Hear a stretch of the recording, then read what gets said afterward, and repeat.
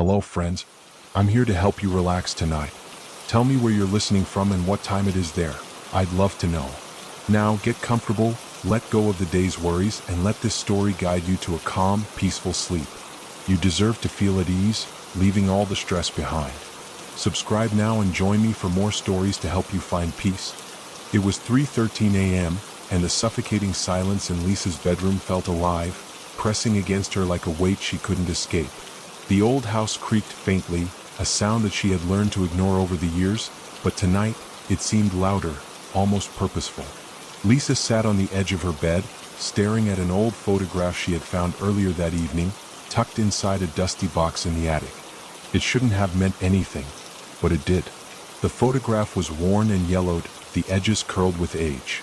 It showed a house she didn't recognize, surrounded by a dense, almost unnatural-looking forest. Standing in front of the house was a little girl. She was maybe 6 years old in the picture, wearing a bright yellow dress she couldn't remember ever owning. But what chilled her to the core wasn't the unfamiliar house or the forgotten dress. It was the figure standing beside her. The man's face was smeared as if someone had tried to rub it out of existence. His body was clear, tall, broad shoulders, dressed in black, but his face was nothing more than a blur, an absence where a person should be. Lisa's fingers trembled as she turned the photograph over. On the back, in uneven handwriting, was a single word: remember. Her chest tightened. Remember what? Her heart raced as she sat there, the silence in the room growing heavier. She had spent hours trying to place the house, the dress, even the man. But no matter how hard she tried, there was nothing. No memory, no clue, nothing that felt real. It didn't make sense. Suddenly, her phone buzzed on the bed, breaking the silence. She jumped, her heart lurching into her throat. She grabbed it quickly, hoping for a distraction. Maybe Mia, her best friend, sending one of her late-night memes. But it wasn't Mia. The message came from an unknown number. Do you remember now? Her blood ran cold. She stared at the screen, her thumb hovering over the message. Her mind raced with excuses. It had to be spam, some random number sending junk text. But deep down, she knew better. Her phone buzzed again. Another message. Check your window. Her stomach dropped. Slowly, she turned her head toward the window. The curtains were drawn, the pale moonlight casting faint shadows through the fabric. Nothing seemed out of place, and then she saw it. A hand, pressed against the glass. Her breath caught in her throat. Her bedroom was on the second floor. For a moment, she couldn't move, couldn't think. The outline of the hand was faint, but it was there, palm flat against the glass, fingers splayed wide. Lisa's chest heaved as she forced herself to move. She reached for the curtain, her fingers shaking so violently she could barely grasp the fabric. Slowly, she pulled it back, dreading what she might see. But there was nothing there. The window was empty. She let out a shaky breath, her heart pounding so loudly she could feel it in her ears. Her hands clutched the windowsill as she stared out into the night, her eyes searching for any sign of movement. And then her phone buzzed again. She whipped around, grabbing it off the bed. The screen lit up with another message. Under your bed. Lisa froze. Her knees buckled slightly as she glanced down, the darkness beneath the bed swallowing the faint glow of her phone. She didn't want to look. She couldn't. Instead, she backed away, her eyes fixed on the edge of the bed as if expecting something to crawl out from underneath. Her phone buzzed again. Don't run, Lisa. It's already too late. Her stomach churned as she stumbled back against the wall, her breath coming in short, panicked gasps. Who is this? She whispered, clutching the phone tightly. No response. And then the knock came. It was soft, almost polite, but it sent a chill racing down her spine. The sound didn't come from the window this time. It came from the closet. Her eyes darted toward the door. It was closed just as she had left it. But now it felt different. The air around it seemed heavier, like something was waiting on the other side. Who's there? She managed to croak, her voice barely above a whisper. Silence. And then, slowly, the closet door creaked open. Just an inch, no more. Lisa's body moved before her mind could catch up. She bolted for the bedroom door, throwing it open and stumbling into the hallway. The house was dark, the power still out, and the faint creaks of the old wood under her feet sounded unnaturally loud. Her hand fumbled along the wall, searching for the light switch. But when she flipped it, nothing happened. The darkness was unrelenting. Her phone buzzed again, the screen lighting up in her hand. She didn't want to look, but she couldn't stop herself. "Don't go outside. He's waiting for you." Her breath hitched as she turned toward the staircase. The front door was visible from the top of the stairs, and for a moment she thought about running straight for it. But the message, her phone buzzed again. "If you leave, you'll never know the truth." Lisa hesitated, her feet rooted to the spot. The photograph flashed in her mind. The man, the blurred face, the word remember. What truth? She took a tentative step forward, her heart pounding so violently it felt like it might burst. As she descended the stairs, the darkness seemed to close in around her, the air growing colder with each step. When she reached the front door, her trembling hand grasped the handle. She paused, glancing over her shoulder. The hallway behind her stretched into endless shadows, the faint creaks and groans of the house echoing in her ears. And then, from somewhere deep within the house, she heard it. A voice, low, guttural, and distorted, like a whisper carried through a broken radio. "Lisa, come back. It's where you belong." Her body froze, every muscle locking in place. The voice wasn't coming from the closet or her room, it was coming from the walls. And it was getting closer. Lisa's fingers tightened around the doorknob as her breath came in sharp, shallow gasps. Her mind screamed at her to run, to fling the door open and get as far away from the house as possible. But something held her in place. The voice. It wasn't human. It couldn't be. The way it distorted and cracked as it moved through the walls sent a chill so deep into her core that she felt paralyzed. "Lisa, don't leave us again." Her name. The voice knew her name. Tears welled in her eyes as she wrenched the door open. Cold night air poured over her like a wave, sharp and biting, but it was a welcome relief from the suffocating heaviness inside the house. She stumbled out onto the porch, her feet bare against the splintered wood. For a moment she thought she was safe. The quiet of the night surrounded her, broken only by the faint rustling of leaves in the breeze. And then she saw it. Standing at the edge of the driveway just beyond the reach of the porch light was the figure. It was the same man from the photograph, broad-shouldered, dressed in black, his face a featureless blur. He didn't move, didn't make a sound.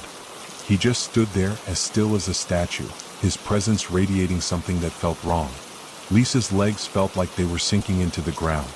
Every instinct screamed at her to turn and run, but she couldn't. Her gaze was locked on the figure, her body frozen in place. Her phone buzzed in her hand again, the screen lighting up the dark porch. She tore her eyes away from the man just long enough to glance at the message. "Don't look at him. He'll see you."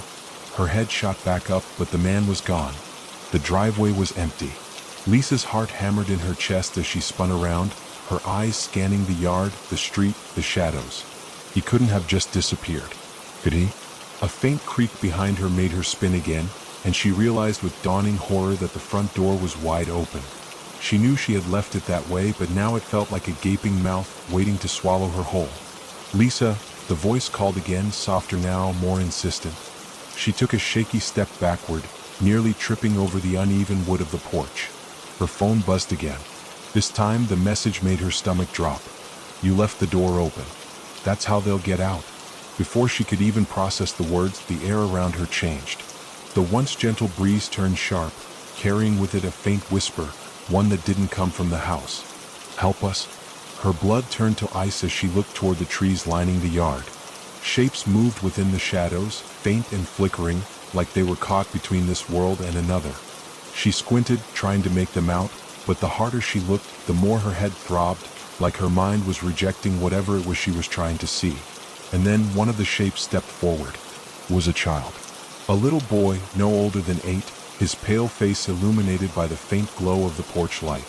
He was barefoot, his clothes torn and dirty, and his eyes were empty.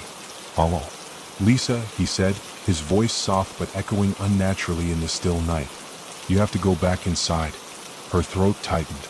"Who are you?" The boy tilted his head, his expression eerily calm. "You don't remember us, but we remember you." The porch creaked beneath her feet as she backed away, her phone clutched so tightly in her hand that her knuckles ached. "What do you want from me?" she whispered. Before the boy could answer, a sudden crash from inside the house made her jump. It sounded like something heavy had fallen, shattering against the floor. The sound was followed by a low, guttural growl that sent a shiver down her spine. The boy's gaze snapped toward the open door, his calm demeanor vanishing.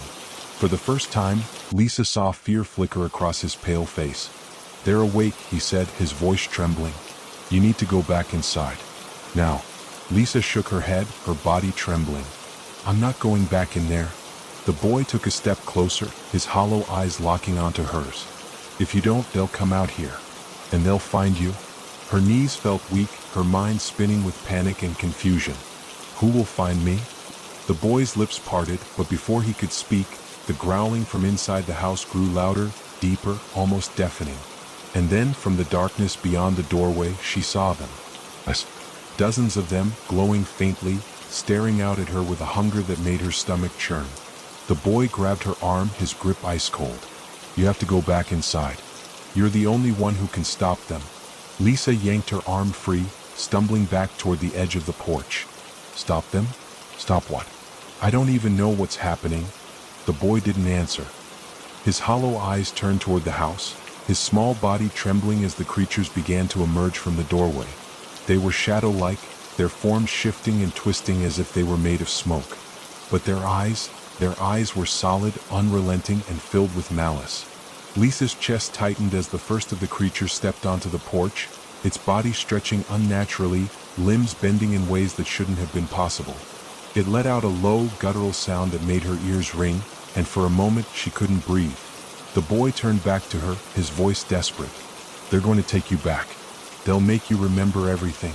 Before she could respond, one of the creatures lunged toward her, its shadowy form stretching across the porch like a snake. She screamed, throwing herself off the edge of the porch and landing hard on the ground below. Pain shot through her ankle, but she didn't stop. She scrambled to her feet, her phone slipping from her grasp and landing in the dirt. The light from the screen cast an eerie glow across the yard as she ran, her heart pounding so loudly she could barely hear the growls and whispers behind her. "Lisa," the boy's voice called after her, but she didn't look back. She didn't want to see what was happening on that porch, didn't want to see what those creatures were doing to him. All she knew was that she had to get away. But as she reached the edge of the driveway, something stopped her in her tracks. The man was there. The same man from the photograph, standing in the middle of the road. His face was still a blur, but now his hands were outstretched, beckoning her toward him. Behind her, the growls grew louder, closer. And then, for the first time, the man spoke. "Lisa, it's time to come home." Lisa froze, caught between the two terrors, the faceless man blocking her escape and the shadowy creatures creeping closer behind her. Her mind raced, but no clear thought formed. All she could feel was the sharp sting of fear clawing at her throat. The man's outstretched hands were unnaturally steady, and though his face remained blurred, she could feel his eyes, if he even had any, boring into her. His voice was calm, almost soothing, but it carried an underlying command that sent chills through her. "Come to me," he said again, his words lingering in the cold air. "It's the only way to end this." Behind her, the low growls turned into an inhuman chorus of shrieks and snarls. Lisa dared to glance back over her shoulder and immediately regretted it. The creatures were no longer confined to the porch. They moved like a thick, pulsating fog, their shapes barely distinguishable but grotesque. Elongated limbs, gaping mouths, and those glowing, predatory eyes, they were closing in, relentless and ravenous. Her breath hitched as one of the creatures stretched out a claw-like appendage, its shadowy fingers grazing the edge of her hair. She had no choice. She turned back toward the man, her legs trembling as she took a shaky step forward. "Who are you?" she demanded, her voice cracking. The man tilted his head slightly, as if her question amused him. "You'll know soon enough." "That's not an answer," she shouted, her fear boiling over into anger. "What do you want from me?" But before he could respond, the creatures behind her let out an ear-piercing wail that made her knees buckle. She stumbled forward, instinctively reaching out to steady herself, and found her hand brushing against his. The moment their skin connected, a sharp, searing pain shot through her entire body. Images flooded her mind, disjointed, fragmented memories that weren't hers, yet felt disturbingly familiar. A girl younger than her running through the woods at night. The sound of laughter echoing behind her, laughter that turned into screams. A hand grabbing her wrist, pulling her into the shadows. And then darkness. Lisa yanked her hand back, gasping for air as the vision ended. "What was that?" she demanded, her voice barely above a whisper. The man didn't answer. Instead, he stepped aside, revealing the dark road behind him. "You have to go back to where it all began," he said. "It's the only way to remember and the only way to stop them." Lisa shook her head violently. "I don't understand. I don't know what you're talking about." "You will," he said simply. Before she could argue further, the creatures surged forward. Their shrieks filled the night air, drowning out all thought. Lisa's body moved on its own, propelled by sheer survival instinct. She bolted past the man, her bare feet pounding against the rough asphalt as she ran down the road. The air felt heavier the farther she went, like the night itself was pressing down on her. The trees lining the road seemed to stretch taller, their twisted branches reaching out like skeletal hands. She didn't dare look back. Her lungs burned, her legs screamed for rest, but she couldn't stop. The shrieks and growls echoed behind her, growing louder, closer. And then, just as she thought she couldn't go any farther, the road ended. Lisa skidded to a stop, her chest heaving as she stared at the scene in front of her. The road had led her to a clearing, but it wasn't empty.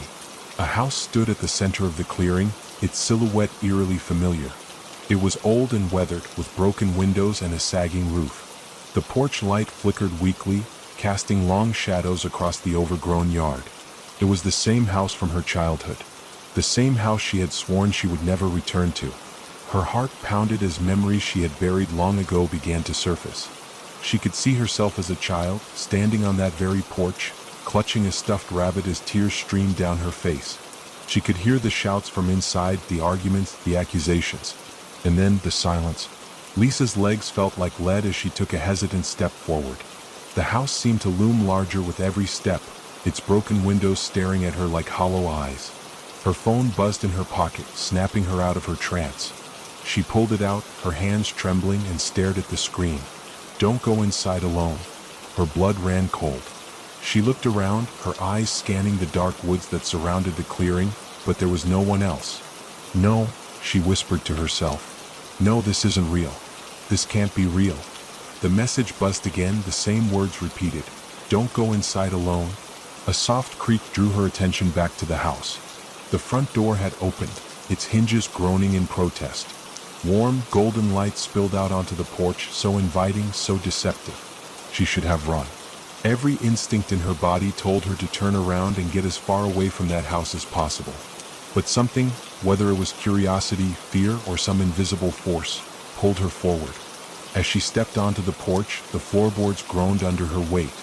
She reached out to push the door open wider, but before she could, it swung open on its own. Inside, the house was nothing like she remembered. It was pristine, untouched by time. The furniture was neatly arranged, the floors polished, and the air smelled faintly of lavender. It was a stark contrast to the decaying exterior. "Lisa?" The voice came from deeper inside the house, soft and beckoning. Her heart raced as she stepped inside, the door closing quietly behind her. She turned back to look, but the door was gone. The entryway stretched endlessly, a dark hallway lined with old photographs that seemed to watch her as she moved. She could hear faint whispers now, growing louder with every step she took. And then she saw it, a door at the end of the hallway, slightly ajar, with light spilling out from the cracks. Her phone buzzed again. "Whatever you do, don't open that door." Her breath hitched as she stared at the screen. She looked back up at the door, her body frozen in place. The whispers grew louder, more insistent. They seemed to be coming from behind the door, but they weren't speaking words. They were sounds, incomprehensible and distorted, but filled with urgency. Lisa took a step closer, her hands shaking. And then the door began to creak open on its own. The door opened wider, revealing a dimly lit room that seemed to shimmer as though it weren't entirely real. Shadows danced along the walls, and the light inside flickered faintly, as if the room itself was alive, breathing. Lisa's pulse thundered in her ears as she stood frozen at the threshold. Every instinct screamed for her to turn back, to heed the ominous message on her phone, but her feet betrayed her. Something inside the room was pulling her, not with force but with a chilling inevitability. It was as if this moment had been waiting for her, lying in ambush since her childhood. She hesitated, gripping the edge of the doorframe, her nails digging into the wood. She whispered, barely audible, "What's in there?" But the only answer was the suffocating silence. Lisa stepped inside. The moment her foot crossed the threshold, the air around her changed. It was heavy, oppressive, as though she had stepped into another world entirely. The door behind her slammed shut with a deafening finality, making her jump. Her eyes darted back, but the door had vanished.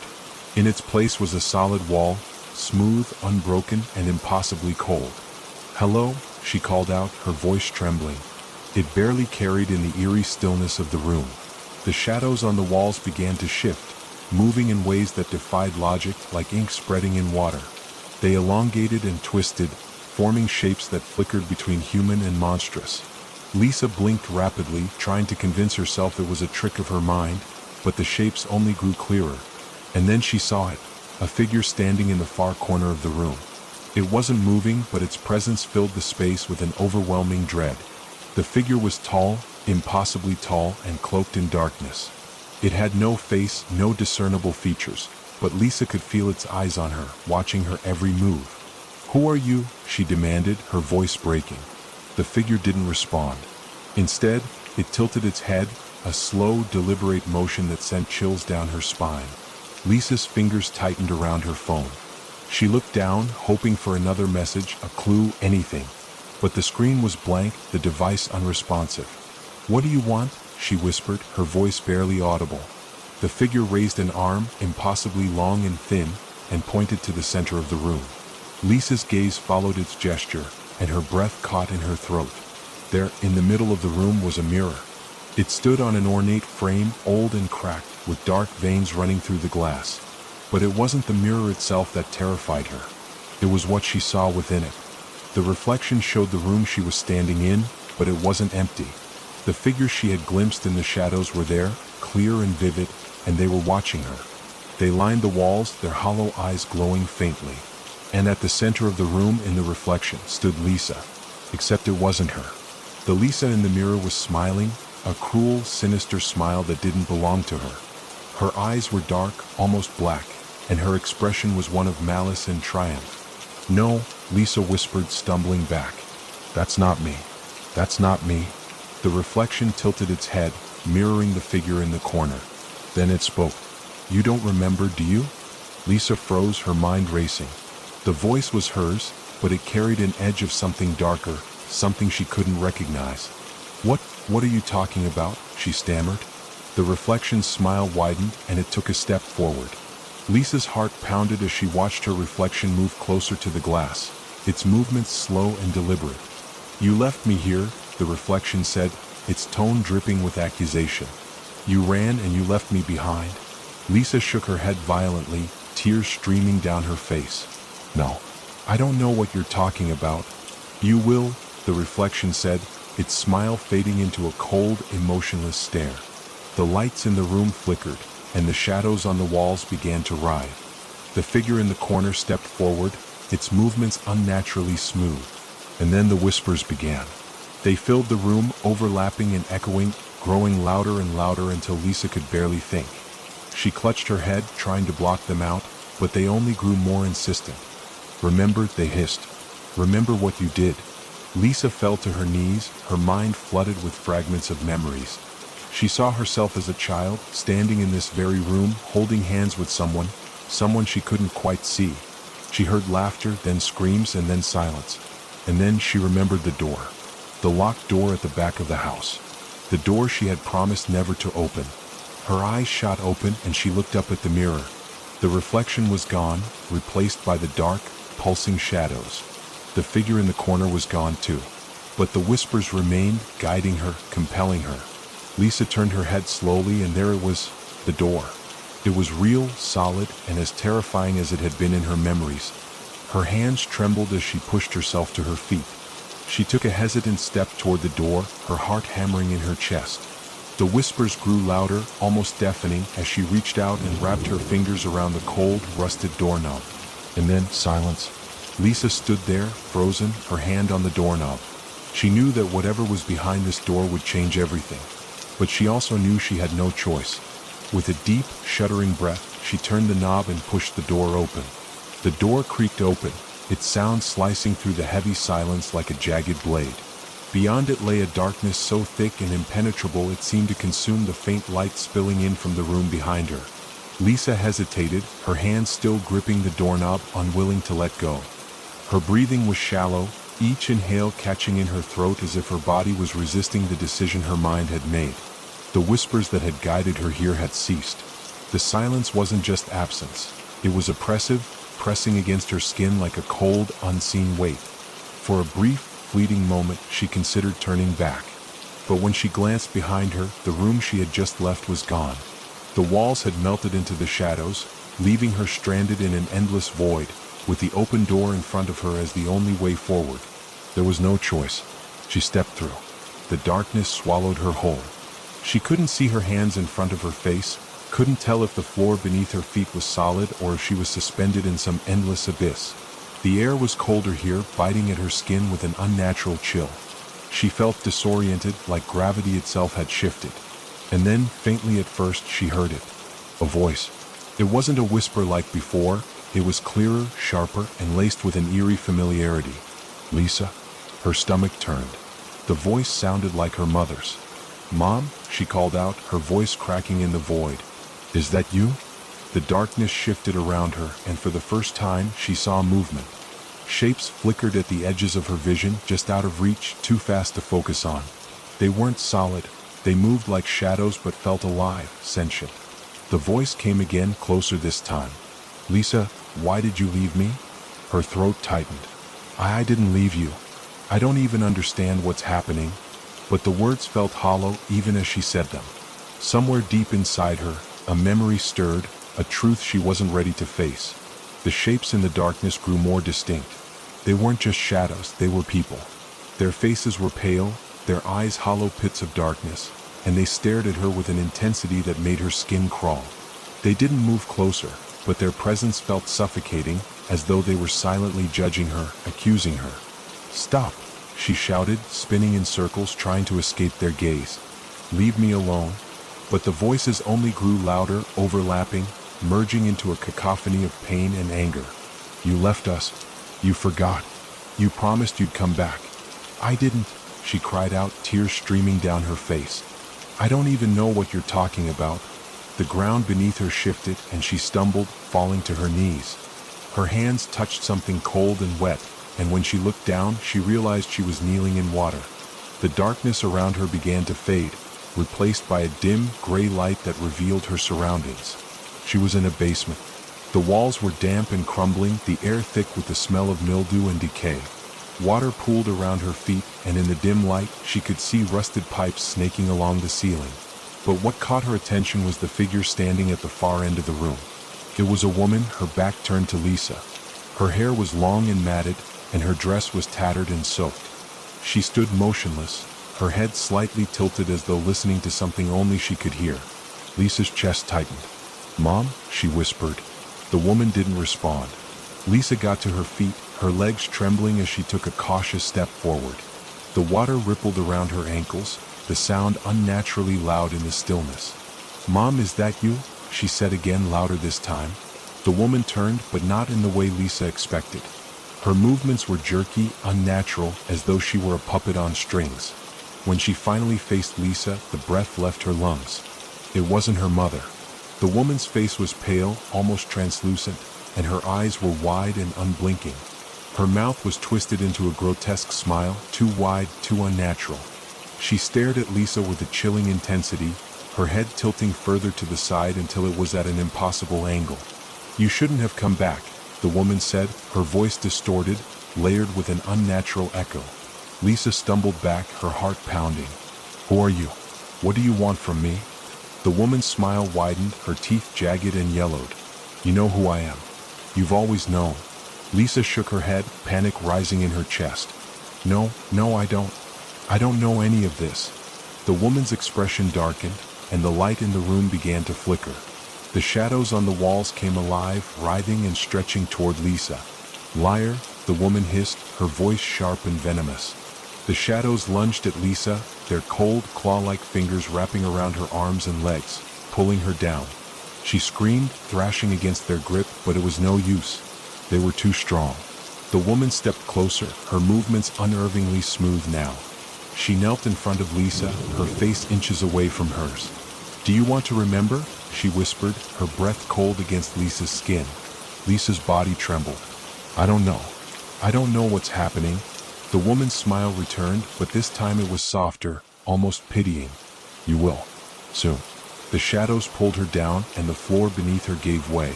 Lisa fell, plunging into an endless void. The air rushed past her, cold and unrelenting, and her screams were swallowed by the darkness.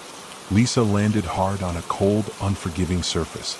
The impact knocked the air from her lungs, and for a moment she lay still, her body trembling, her mind trying to catch up with the chaos that had swallowed her whole. Her hands pressed against the ground, smooth, icy, and impossibly hard, like stone. She pushed herself up slowly, her breath shaky, her body aching from the fall.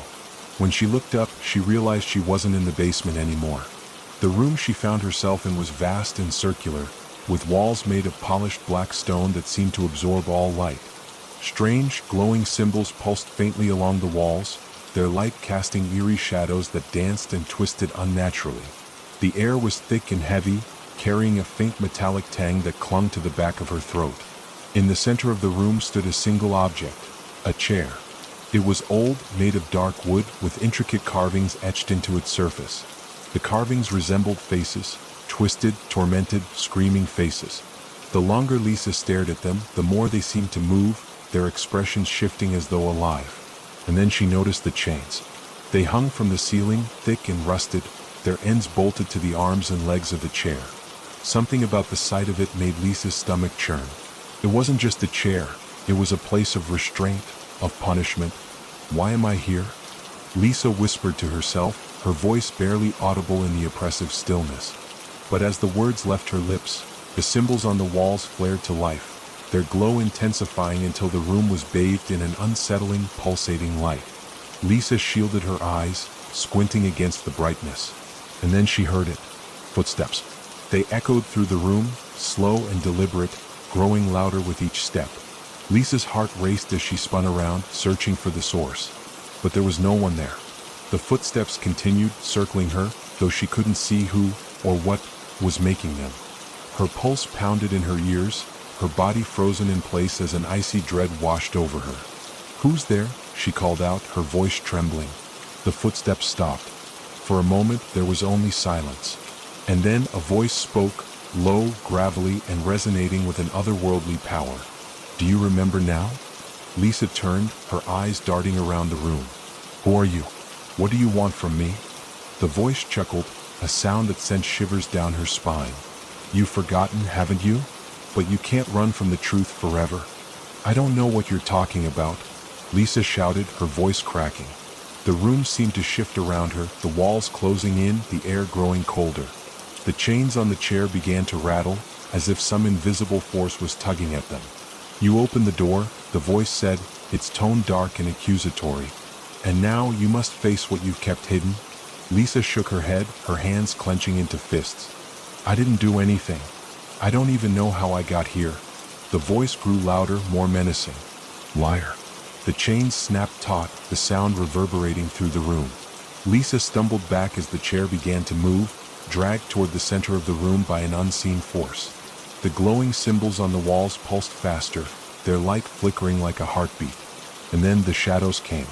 They spilled from the walls like liquid, pooling on the floor before rising into the air, taking on grotesque, shifting forms. Faces emerged from the darkness, faces she recognized. Her father, her mother, her childhood best friend Rachel. But their eyes were hollow, their mouths twisted into grotesque smiles. They moved toward her, their bodies jerking unnaturally, as though they were marionettes controlled by an unseen hand. Lisa, her mother's voice echoed, soft and haunting.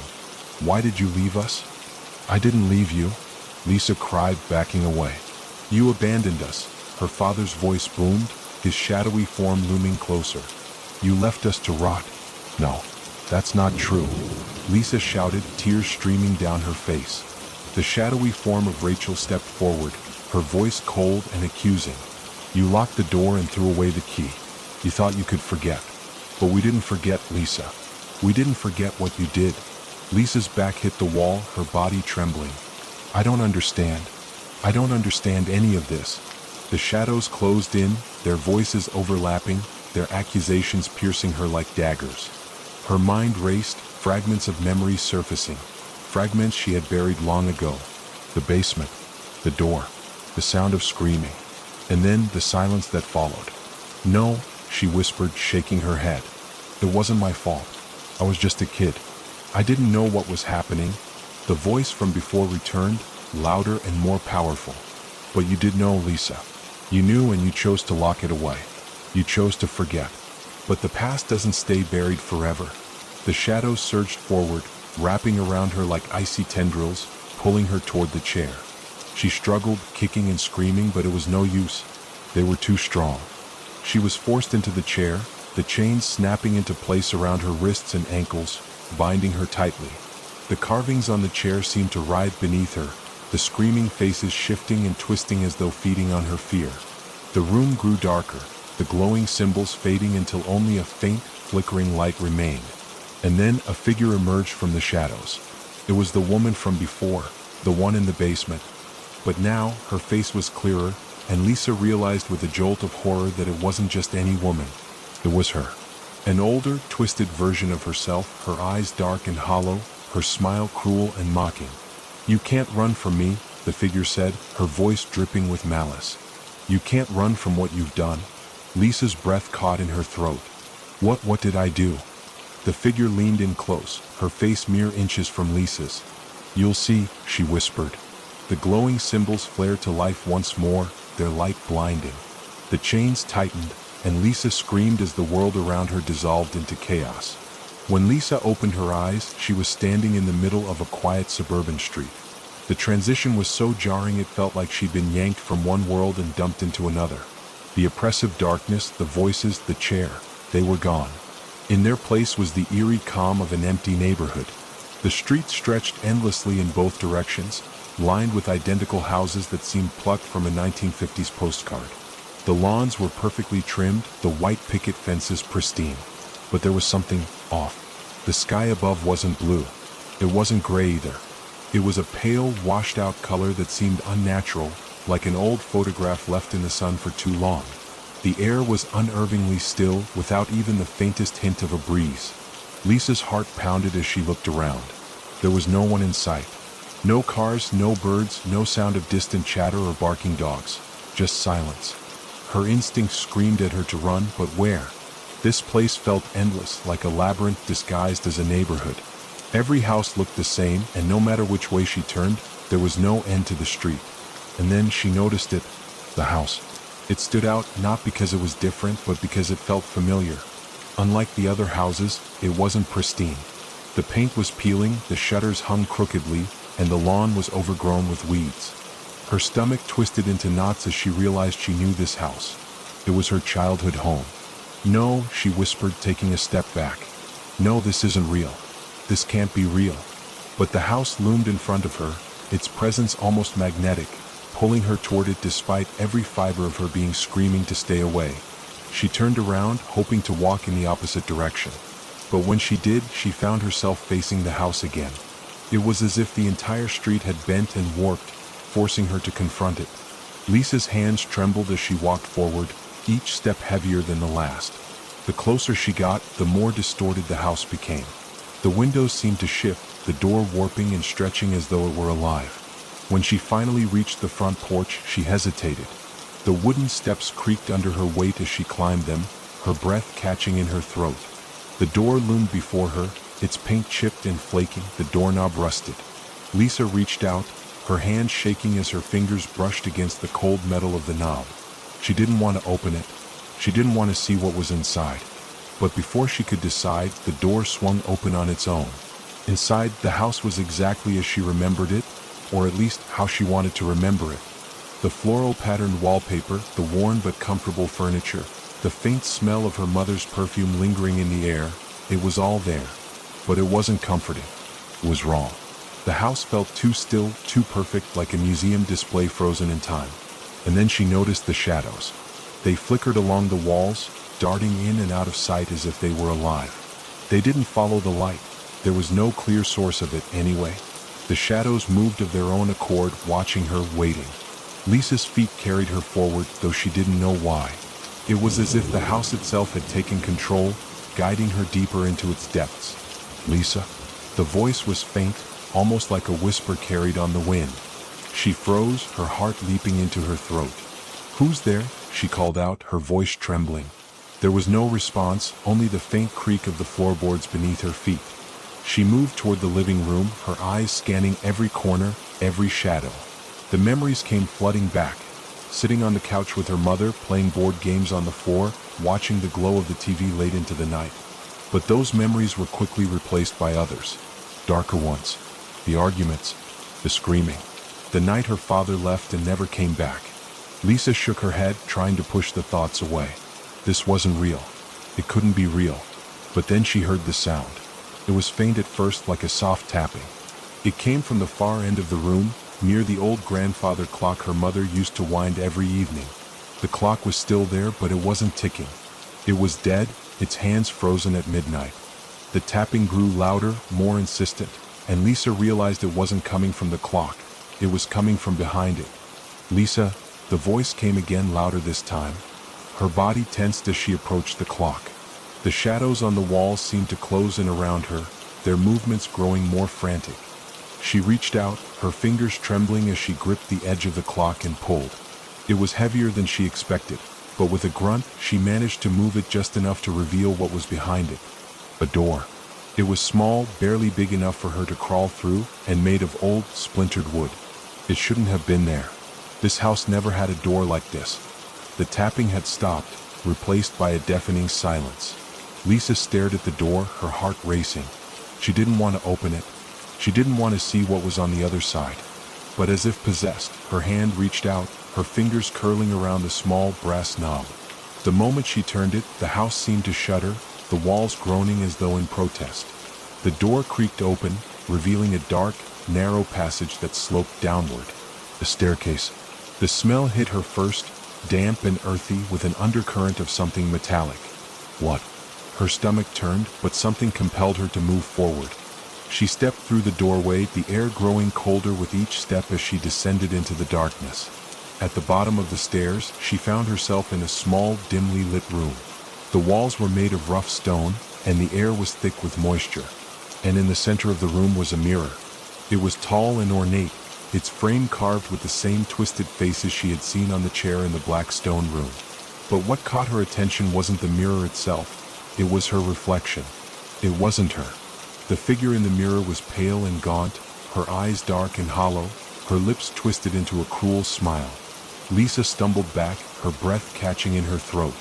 No, this isn't real. This can't be real. The reflection tilted its head, its smile widening.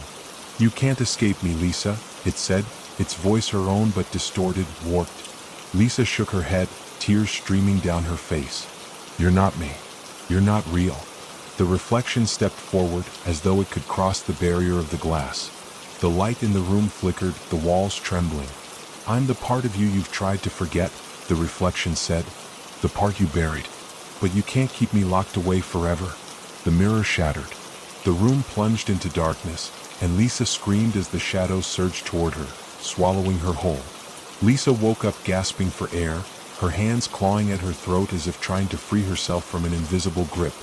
She was no longer in the stone-walled room or in front of the shattered mirror. Instead, she was back in her childhood bedroom.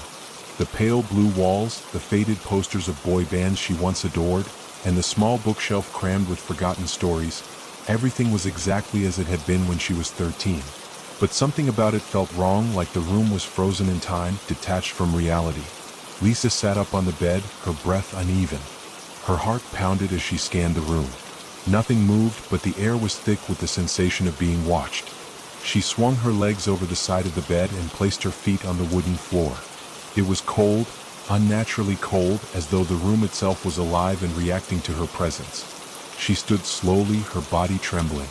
The floorboards creaked beneath her, the sound echoing unnaturally in the otherwise silent room. She reached for the door, desperate to leave, but when she tried to turn the handle, it wouldn't budge. "No," she whispered, her voice trembling. "Not again." She banged on the door, hoping, praying, that someone, anyone, would hear her. But the house remained silent. And then the whisper started. Faint at first, like the rustling of leaves in a distant forest. But they grew louder, more distinct, until Lisa could hear the voices clearly. "Why did you leave us?" one voice hissed, cold and accusing. "You can't run forever," another whispered, laced with malice. Lisa spun around, her back pressed against the door as her eyes darted around the room. The shadows in the corners began to shift, stretching and twisting unnaturally. "Who's there?" she demanded, her voice cracking. The whispers didn't answer her question. Instead, they grew louder, overlapping until they became a cacophony of voices, each more threatening than the last. Lisa clapped her hands over her ears, but it was no use. The voices were inside her head, clawing at her sanity. And then, as suddenly as they started, they stopped. The silence that followed was deafening. Lisa slowly lowered her hands, her heart racing as she scanned the room. The shadows were still again, the air thick with tension. But then she saw it. The closet door. It was slightly ajar, just enough for her to see the darkness within. Her stomach churned as she stared at it, her instincts screaming at her to stay away. But she couldn't. Something about the closet drew her in, the same way the house had forced her toward it earlier. Her legs moved on their own, carrying her across the room. When she reached the closet, she hesitated. Her hand hovered over the doorknob, her fingers trembling. She didn't want to open it. She didn't want to see what was inside. But before she could stop herself, she grabbed the knob and yanked the door open.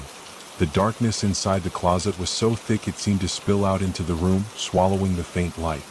Lisa squinted, trying to make out anything within, but it was like staring into a void.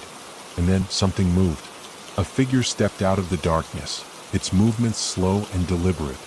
It was tall and thin, its limbs unnaturally long, its face obscured by the shadows. Lisa stumbled back, her breath catching in her throat. "Who are you?" she whispered, her voice barely audible. The figure didn't respond. Instead, it raised one skeletal hand and pointed at her. Lisa's back hit the wall as she tried to put as much distance between herself and the figure as possible. But there was nowhere to go. The figure took a step closer, and then another, its movements slow but relentless. "Stay away from me," Lisa screamed, her voice breaking. The figure stopped. For a moment there was silence. And then it spoke. "You did this." Lisa froze, her blood running cold. What are you talking about?" she stammered. The figure tilted its head, its voice low and echoing. "You brought me here. You opened the door." Lisa shook her head, tears streaming down her face. "No, I didn't. I don't even know what's happening." The figure took another step closer, its shadowy form towering over her. "You can't escape the choices you've made," it said. "And now you must face the consequences." The room began to change. The walls warped and twisted, the posters peeling away to reveal decaying wood beneath. The air grew colder, and the faint smell of rot filled her nostrils. Lisa's legs gave out, and she sank to the floor, her hands clutching at her head as the room seemed to collapse around her. The figure knelt in front of her, its hollow eyes boring into hers. "You can't hide from the truth, Lisa," it said, "no matter how hard you try." Lisa squeezed her eyes shut, her body trembling as the words echoed in her mind. "This isn't real. This isn't real." When she opened her eyes again, the figure was gone. The room was back to normal. But Lisa wasn't fooled. She knew now that nothing about this place was normal. She stood slowly, her legs weak beneath her. She had to get out of here. She didn't know where she was or how she had gotten here, but she knew one thing for certain. She couldn't stay. She walked back to the door and tried the handle again. This time it turned. Lisa stepped out into the hallway, her heart pounding. The house was eerily quiet, the shadows on the walls seeming to watch her as she moved. She didn't know where she was going, but she let her instincts guide her. And then she heard it. A faint sound like the ticking of a clock. Lisa froze, her breath catching in her throat. It was coming from downstairs. Her stomach churned as she made her way toward the staircase, each step feeling heavier than the last. When she reached the bottom, she saw it. The grandfather clock. It was back, standing in the middle of the living room where it didn't belong. The hands were moving now, ticking steadily as the clock struck midnight. And then the chime began. The sound was deafening, reverberating through the house and shaking the walls. Lisa covered her ears, but it was no use. The sound was everywhere, consuming her. And then everything went black. When Lisa opened her eyes, she wasn't in the house anymore. Her heart raced as she took in her surroundings. The ground beneath her was cold and hard, the air thick with an acrid stench. The sky above was dark, like an infinite void that seemed to swallow all light. There was no moon, no stars, only the oppressive emptiness stretching on forever. She was in a graveyard. Rows upon rows of crumbling tombstones rose up from the ground, their faces eroded by time. The air was thick with the smell of decay, and the ground was soft beneath her feet, as though it was still absorbing the weight of countless forgotten souls. The only sound was the distant, mournful wind that whispered through the trees, bending their twisted branches like fingers reaching out for something or someone. Lisa's breath hitched in her throat. The feeling of being watched returned, stronger than ever. Every step she took seemed to echo, amplifying the unsettling silence around her. She tried to move, to stand up, but her body felt heavy, sluggish. Her mind raced, trying to make sense of what was happening. The graveyard felt alive, as if it were aware of her presence, aware of her fear. The air seemed to press in around her, suffocating her with its weight. And then she heard it, a soft shuffle behind her. Lisa whipped around, her heart pounding in her chest, but there was nothing there. Just the same endless rows of gravestones, the same twisted trees swaying in the breeze. But she wasn't alone. She could feel it now, the presence that lurked just out of sight, its breath hot on the back of her neck. "Who's there?" Lisa called out, her voice trembling. Nothing answered. The shuffling sound continued, closer now, dragging across the ground like something scraping its way toward her. Her legs felt like lead, but her body was instinctively pushing her forward, deeper into the graveyard. Another step, then another, and the shuffle grew louder. She spun around, her pulse racing, and this time she saw it. A figure. It was a silhouette against the darkness, tall and hunched, its features obscured by the shadows. It moved in jerky, unnatural motions, dragging itself toward her like something out of a nightmare. Lisa's blood ran cold as she took a step back, her instincts screaming at her to run. But her legs wouldn't obey. She was rooted to the spot, unable to tear her gaze away from the figure that slowly advanced on her. It was coming closer now, its movements growing faster, more deliberate. Lisa's breath came in sharp gasps as her mind raced. What was it? What did it want? And then she heard it, the voice. Low and guttural, the words rasped out, like they were coming from deep within the earth itself. "You can't hide from what you've done." Lisa's stomach churned. She knew that voice. It was hers. But it wasn't her. It was a twisted, distorted version of herself, something dark and vile, a part of her that she had buried long ago.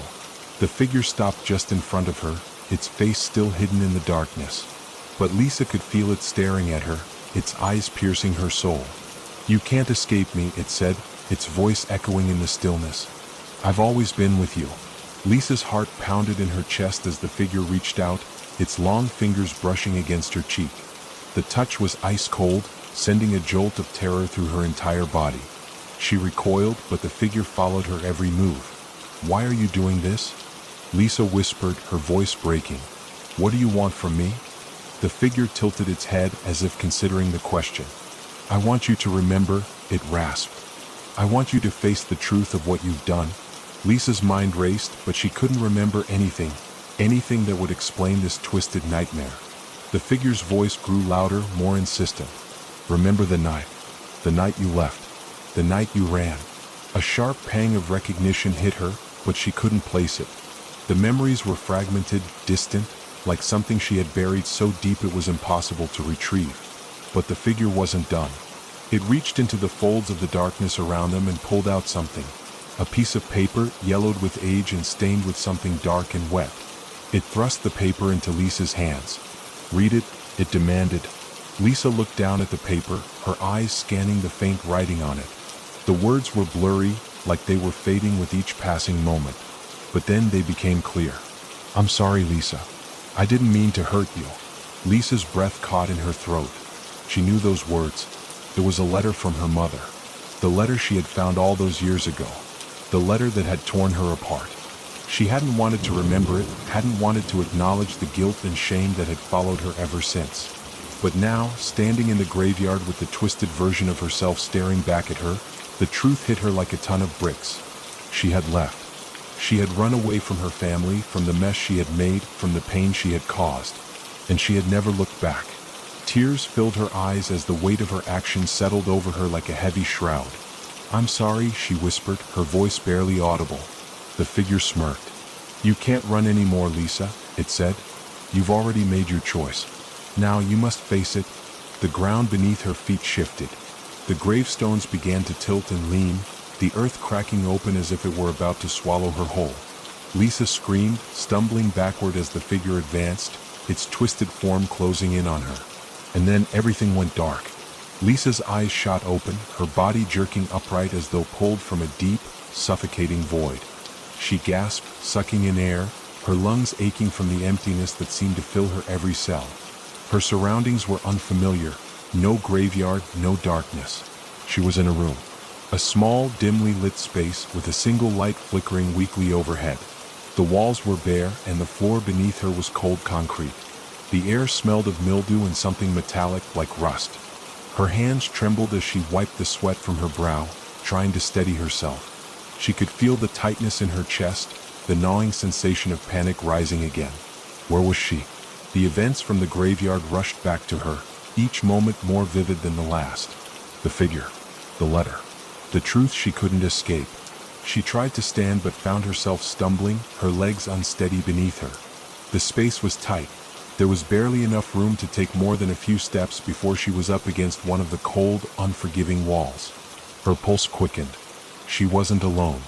The weight in the room was suffocating, as if someone, was watching her, waiting for her to make the next move. "Hello?" she called out, her voice shaking. No response. Just the faint hum of the flickering light. She swallowed hard, looking around for any sign of an exit, but all she saw were shadows pressing in from every corner, curling around her like a physical presence. The room felt smaller, darker, as though the walls themselves were closing in on her. Her fingers brushed the wall, cold and clammy, as she took a few cautious steps forward. She didn't know what she was looking for, but she needed to find something, anything, to help her make sense of where she was. And then she heard it, a soft scraping sound. It was coming from the far side of the room, near the corner. It was faint at first, but it grew louder, closer. Her heart pounded in her chest, a steady, frantic beat that seemed to echo in the silence. She spun around, searching the room, but saw nothing. The walls were bare, save for a single rusted door on the far side. The scraping stopped, and a cold gust of wind blew through the room, sending a chill down Lisa's spine. The light above her flickered again, and she saw it, a shadow moving just beyond the doorway. Her heart skipped a beat. She wasn't alone. Lisa's breath hitched, and her legs froze as if something was pulling her, holding her in place. She didn't want to go toward the shadow, didn't want to face whatever it was that was lurking just out of sight. But her body moved against her will, inching toward the door, each step slow and deliberate.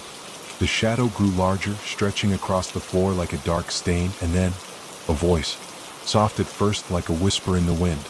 "Lisa?" Her name. Lisa's body went rigid.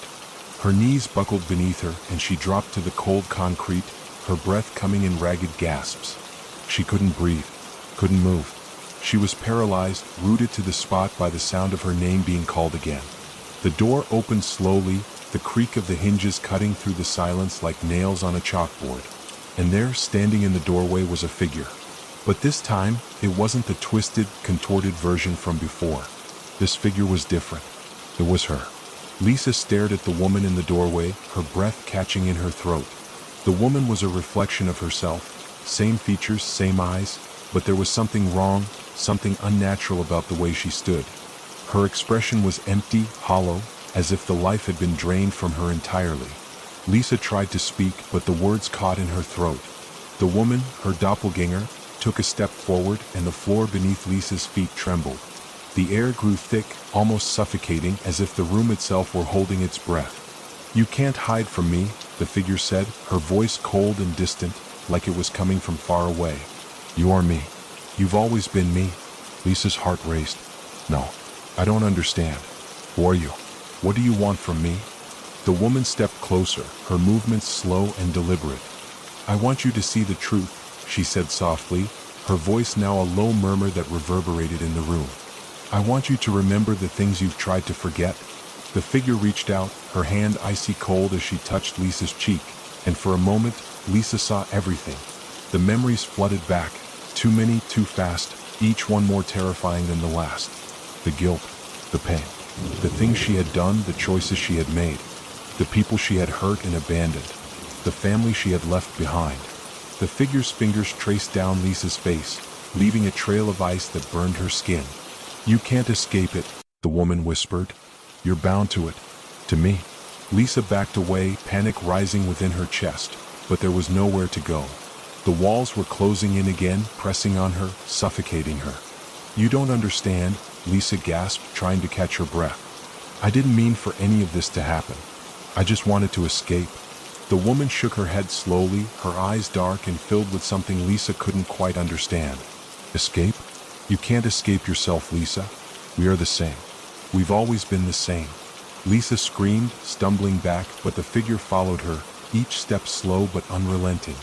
The walls around her cracked and splintered, and the door slammed shut, trapping her in the room with the woman who was in every way her. "You're not getting out," the figure said, her voice soft, almost pitying. "You've already chosen your path. Now you must face it." Lisa's vision blurred as the room seemed to collapse around her. She couldn't breathe. She couldn't think. And then everything went black. Lisa's eyes opened again, but this time it was different. The air felt thicker, almost tangible, like a suffocating cloud of dread that pressed down on her. She wasn't in the same cold, cramped room anymore. Instead, she was in what appeared to be a long, narrow hallway, its walls covered in dark, peeling wallpaper. The flickering light above cast strange, elongated shadows across the floor, warping reality around her. She blinked several times, trying to clear the fog in her mind. Her breath came in shallow, rapid bursts, and her body felt weak, drained as though all the energy had been sucked out of her. Her heart thudded painfully in her chest. Where was she now? The hallway stretched before her, its end disappearing into the inky darkness. It felt endless, as though it could go on forever. The air was thick with silence, broken only by the soft creaking of the floorboards beneath her feet. Lisa took a hesitant step forward, then another.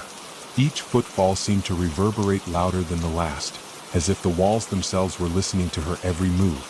She had no idea how she got here, and the thought of being alone, trapped in this strange, suffocating place, sent a cold shiver down her spine. The darkness at the end of the hallway seemed to pull at her, drawing her in like a gravitational force. It was too quiet, too still.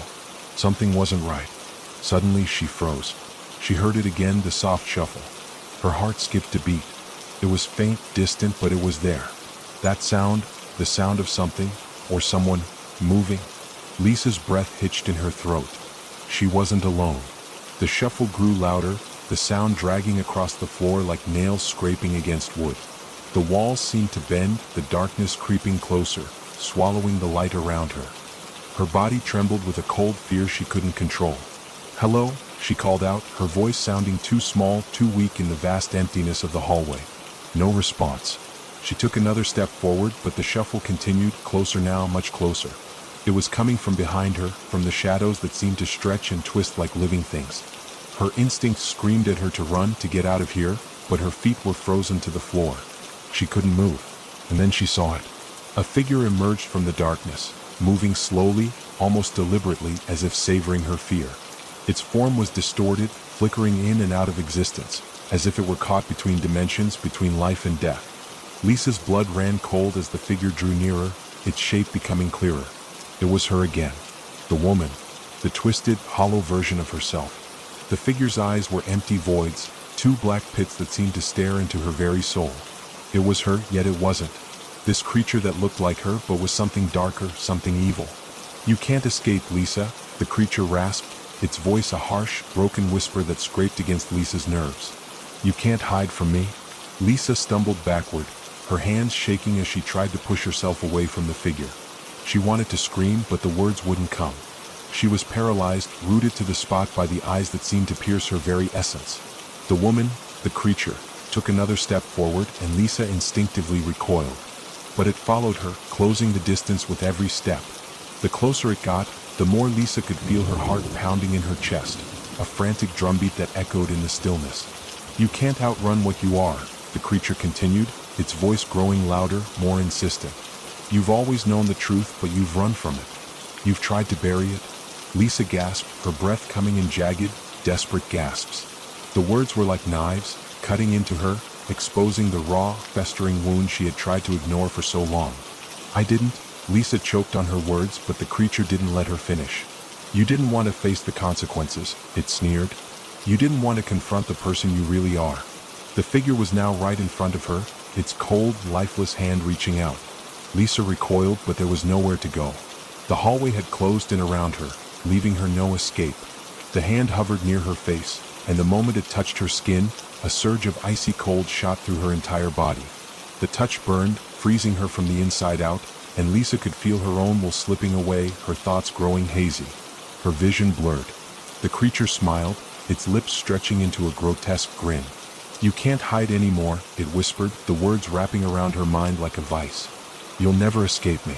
You'll never escape yourself. The walls around her started to twist, the hallway bending and warping, stretching into impossible angles. The light flickered and died, plunging the space into complete darkness. Lisa screamed, but no sound came out. The creature's grip tightened, and in the blackness, Lisa could feel herself being pulled, dragged into the very heart of the darkness. She was falling into the void, into the cold, empty nothingness. But just before she hit the ground, the light flashed on again. And Lisa found herself back in the room, back in the place where it all began. The walls were no longer closing in. The weight of the darkness was gone, but the feeling of dread remained. Her breath was shallow as she looked around, trying to make sense of what was happening. She felt different now. A deep, unsettling understanding had settled in her bones. She wasn't just running from the past. She had been running from herself. And now she couldn't escape. Lisa awoke with a start, her body trembling as though the dark void she had just escaped was still gripping her, pulling her back into its suffocating depths. Her heartbeat hammered in her chest, each thud louder than the last. She blinked rapidly, trying to make sense of her surroundings, but the room she found herself in seemed just as unfamiliar as the last. It was small, cold, and eerily quiet. The walls were gray, cracked, and damp, almost as if they had been abandoned for years. The air was thick with mildew, and the faint smell of rot made her stomach churn. The floor beneath her was concrete, chilled to the touch, as though the very ground had been frozen in time. She sat up slowly, her body aching as though she had been through something too horrific to comprehend. Her legs wobbled as she tried to stand, but the weakness in her body was overwhelming. It was as though every part of her was protesting, telling her to stay down, to give up, to surrender to whatever nightmare she had wandered into. Lisa steadied herself against the wall, her breath coming in ragged gasps. Her head spun, and she blinked repeatedly, trying to clear the fog. The events of the past, of the dark hallway, the twisted figure, and the words that had haunted her, seemed like a distant memory, slipping through her fingers like sand. Yet the fear remained. She wasn't sure what was real anymore. With a trembling hand, she reached out, feeling for something solid, something that could anchor her in this reality. But the silence was suffocating. Then she heard it. A whisper. Faint at first, just a breath of sound, but unmistakable. Lisa froze. The whispering seemed to come from the shadows in the far corner of the room, where the dim light couldn't reach. It was soft, insistent, like the words were being drawn out of the very air. Lisa. Her name. Again. Lisa's heart skipped a beat. She didn't want to turn around, didn't want to acknowledge that the voice was real. But it was. It was there, pulling her in, weaving its way into her mind. Lisa. The voice was louder now, its tone colder, sharper. It wasn't the woman from before. No. This voice was different, darker. It had a power to it, a pull that made Lisa's skin crawl. She slowly turned toward the corner, where the shadows gathered, thick and impenetrable. The faint outline of a figure began to emerge from the darkness, tall and slender, but there was something wrong about the way it stood. It wasn't a human figure. Lisa felt a chill run down her spine as the shape took form, and then she saw its eyes. What? Empty. They were holes, deep, endless voids that seemed to devour everything they touched. The figure stepped forward, its movements jerky, unnatural. It was like a puppet being pulled by invisible strings, each movement stiff and controlled. Lisa's breath hitched as the figure got closer, its presence filling the room with an oppressive weight. No, she whispered, her voice trembling. No more. But the figure didn't stop. It was coming for her. The whispering grew louder, a chorus of voices now, all calling her name, all drawing her into the depths of the darkness. Lisa, you can't escape. The voice that had been calling her earlier spoke again, now almost mocking. You've always known, haven't you? You've always known what this was. What you were meant to do. Lisa stepped back, her feet slipping on the wet concrete, but she couldn't seem to move fast enough. The figure was upon her now, its presence crushing, suffocating. Please stop, she begged, her voice breaking. The figure leaned closer, its breath cold and heavy against her skin. Its eyes pierced her soul, and for a brief moment, Lisa saw something she hadn't seen before, a flicker of recognition. This wasn't just some entity, it was a part of her. The realization hit her like a bolt of lightning, and Lisa staggered back in horror. She understood now.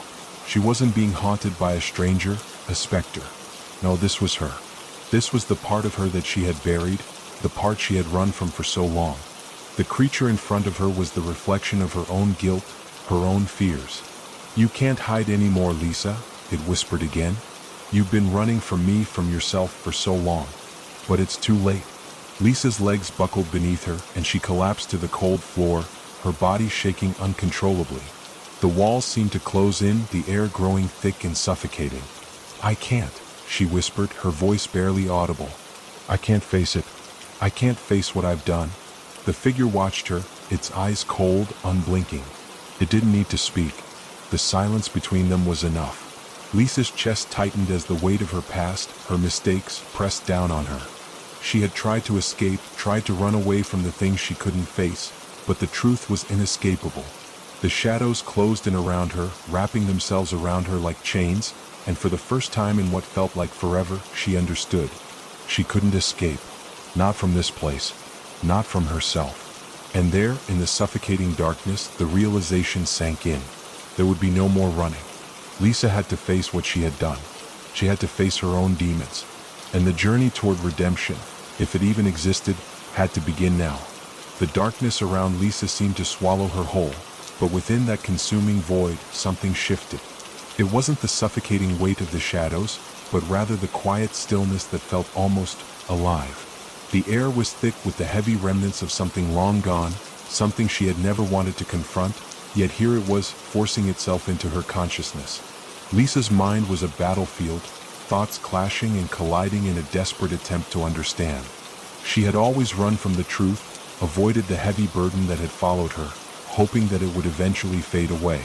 But there was no fading now. The past had caught up with her in ways she couldn't ignore. The whispering voice, the creature, her reflection, was a reminder of everything she had pushed aside. Her own guilt, her fear, the choices she had made. It was all right here in this suffocating room, and she had no choice but to face it. She rose slowly, her body still trembling, her legs weak beneath her. The floor felt cold under her bare feet, but the sensation grounded her in the present, in this moment. The creature stood before her, still unmoving, its hollow eyes locked onto hers with an intensity that sent shivers down her spine. Lisa could feel her heart racing again, her breath shallow. She wanted to look away, to run again, but she couldn't. This time there was no escaping. The silence between them was deafening, filled only with the weight of the unspoken truth. I'm not the person you think I am, she whispered, her voice barely audible. She didn't know if she was speaking to the creature or to herself. The figure didn't respond. It only watched her, its expression as unreadable as ever. The longer it stared at her, the more Lisa felt the urge to scream, to unleash everything she had kept buried deep inside. But instead, all she could do was stand there, frozen in place, as if some unseen force had rooted her to the ground. I didn't mean for it to happen, she said, her voice cracking. She was speaking now, not just to the figure, but to the memories, to the shadow of the past that had haunted her for so long. I didn't want to hurt anyone. I didn't want to destroy everything. The figure stepped closer, its movements slow and deliberate. Lisa's heart skipped a beat as it reached toward her, its hand cold and stiff, like the touch of a dead thing. She didn't pull away. She couldn't. And then, in that moment, something unexpected happened. The creature's eyes seemed to soften, just for a split second. The intense, hollow void that had been consuming her disappeared, replaced by something else, something closer to understanding. It was as if it recognized her pain, her struggle, as if it knew what she had been through. But the moment passed quickly, replaced once again by the cold, dead emptiness that had defined it. Lisa staggered back, her breath hitching as the realization hit her. This wasn't just some external force. The figure wasn't some otherworldly being tormenting her. It was a part of her, a manifestation of everything she had buried deep down.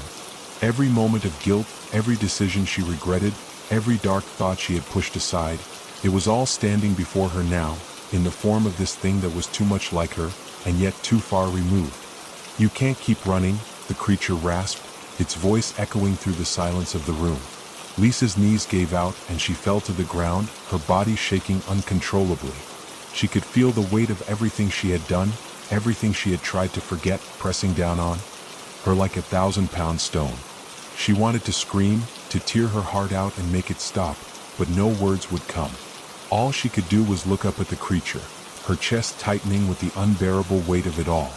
The fear, the guilt, the shame, it was all so overwhelming that it felt as if she might suffocate under the pressure. "I didn't mean to," she sobbed, her voice breaking under the weight of her own remorse. "I didn't know what I was doing. I didn't." But the creature silenced her with a single, cold gaze. "You knew," it whispered, its voice cutting through her like ice. "You always knew. You knew the moment you made that choice. You knew that this would happen." The word struck her like a blow, leaving her breathless and broken. It was true, wasn't it? She had known. Deep down, she had known that her actions, her decisions, would lead to this moment. But she had refused to accept it. She had refused to acknowledge the consequences of her choices. "Please," she whispered again, her voice barely a sound. "Please just let me go." But the creature didn't answer. It didn't need to. The silence stretched on, suffocating and unrelenting. Lisa could feel her mind fracturing, the edges of her sanity beginning to tear as she tried to comprehend what was happening. What did it want from her? And then the creature took another step forward, its hand hovering just inches from her face. The cold radiating from it was unbearable, but Lisa didn't pull away. She couldn't. She had no choice but to accept it. "I'm sorry," she whispered, her voice a hoarse, broken whisper. The creature paused for a long moment, its cold, lifeless eyes locked on hers. And then, in a voice softer than before, it spoke again. "You cannot undo what's been done, but you can choose how to face it." The words echoed in her mind, reverberating like a distant bell tolling, and for the first time, Lisa felt something inside her shift. It wasn't relief. It wasn't absolution. But it was a spark, a glimmer of something that had been buried for far too long. She wasn't free.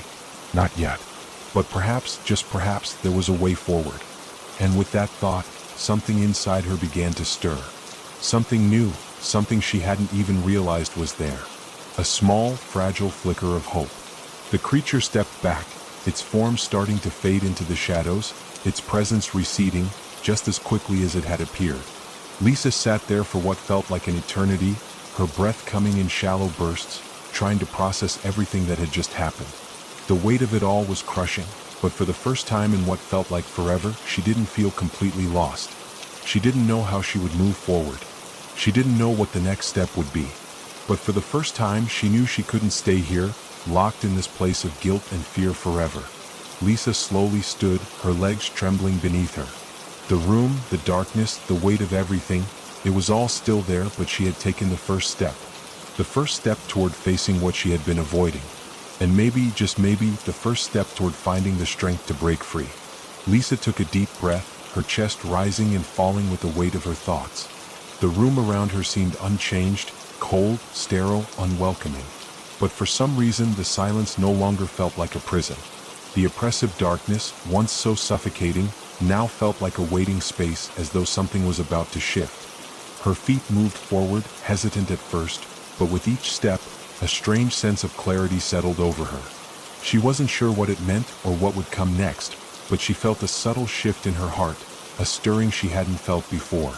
The memories of the creature, of the haunting presence that had stood before her just moments ago, still lingered in her mind. Its eyes, those hollow black voids, were etched in her memory as though they had burned themselves into her very soul. But now they didn't terrify her the way they had before. Now they seemed almost distant, like a shadow of something far removed. What had happened? What had changed? She didn't have answers. But she knew one thing: she couldn't stay in this place forever. The realization that she had the power to move forward, that she could face what lay ahead, was like a faint ember in the darkness. Her body was still trembling, but this time it wasn't from fear. It was something else. Something new. A strange mixture of relief and anticipation. As Lisa walked, the walls of the room seemed to close in on her once again, but she didn't flinch this time. She wasn't afraid of the walls, the shadows, or the echoes that seemed to reverberate from every corner. The fear was still there, but it wasn't in control anymore. She stopped when she saw it, a door, almost imperceptible at first, tucked in the far corner of the room. It was old, its wooden frame chipped and splintered, the paint peeling in places as though it had been forgotten, just like the room itself. It didn't look like a door that would lead to freedom. It looked like a door that would trap her in another cycle of darkness, another level of this nightmare. But something about it called to her. Lisa didn't hesitate. Her hand reached out, her fingers brushing against the cold, weathered surface of the door. For a moment, she thought she might turn away, that the fear would come rushing back, but it didn't. Instead, she felt the faintest stir of hope in her chest. It was time to face whatever came next. The door creaked as she pushed it open, the sound breaking the silence like a scream in the dark. Beyond the threshold was a narrow hallway, its length stretching out into the unknown. The air felt different here, fresher somehow. But there was something else too, something heavier. Lisa stepped forward cautiously, her heart pounding in her chest. The hallway was dimly lit, the faint glow of a single flickering bulb casting long shadows along the walls. She couldn't help but feel the weight of those shadows as if they were watching her, waiting for her to falter. But she didn't. She kept moving step by step, her eyes scanning the hallway for any sign of what lay ahead. She could feel the pull of the unknown, the sense that the further she went, the closer she would get to the answers she had been searching for, whether she was ready for them or not. And then she heard it. A soft rustling sound like something, or someone, moving just out of sight. It was faint at first, but the noise grew louder, closer. Lisa froze, her heart leaping into her throat. Was it another creature? Another nightmare? Or was it something else, something she wasn't prepared to face? She strained her ears, trying to locate the source of the sound, but the hallway was empty. The shadows seemed to stretch and shift as if they were alive, curling around the walls and floor in unnatural ways. Lisa's pulse quickened as the rustling grew louder, until it sounded like footsteps, slow, deliberate footsteps coming from the far end of the hallway. Lisa's breath caught in her throat. She wasn't alone. She wasn't sure what she expected to find when she turned the corner, but it wasn't this. At the end of the hallway stood a figure, just like the one she had encountered before. Tall, thin, and completely still. Its shape was a silhouette, dark and indistinct, but something about it felt familiar. Lisa's first instinct was to turn and run, to flee back into the safety of the room behind her. But something stopped her. Something held her in place. She couldn't explain it. It was as if the very essence of her being was drawn to the figure, as if it was the only thing that could answer the question she had been carrying for so long. She stepped forward, her feet moving against her will, as if guided by an invisible force. The figure didn't move, didn't acknowledge her presence. It simply stood there, watching her with those same hollow, empty eyes that had haunted her for what felt like a lifetime. Lisa stopped just a few feet away from it, her breath shallow as she tried to process what was happening. And then the figure spoke. But its voice was not what she had expected. It wasn't the cold, hollow whisper that had echoed in her mind before. It wasn't the mocking tone that had filled her with dread. This voice was soft, almost kind. "Lisa," it said, the sound of her name a gentle whisper in the silence of the hallway. She took a step back, her mind racing, her heart pounding in her chest. What do you want from me?" she asked, her voice shaking with fear and uncertainty. The figure tilted its head slightly, and Lisa could have sworn it smiled. Just a fraction, a fleeting expression that vanished as quickly as it appeared. "I want nothing," it replied, its voice still soft, still almost comforting. "I'm here to help you understand." Lisa's breath caught in her throat.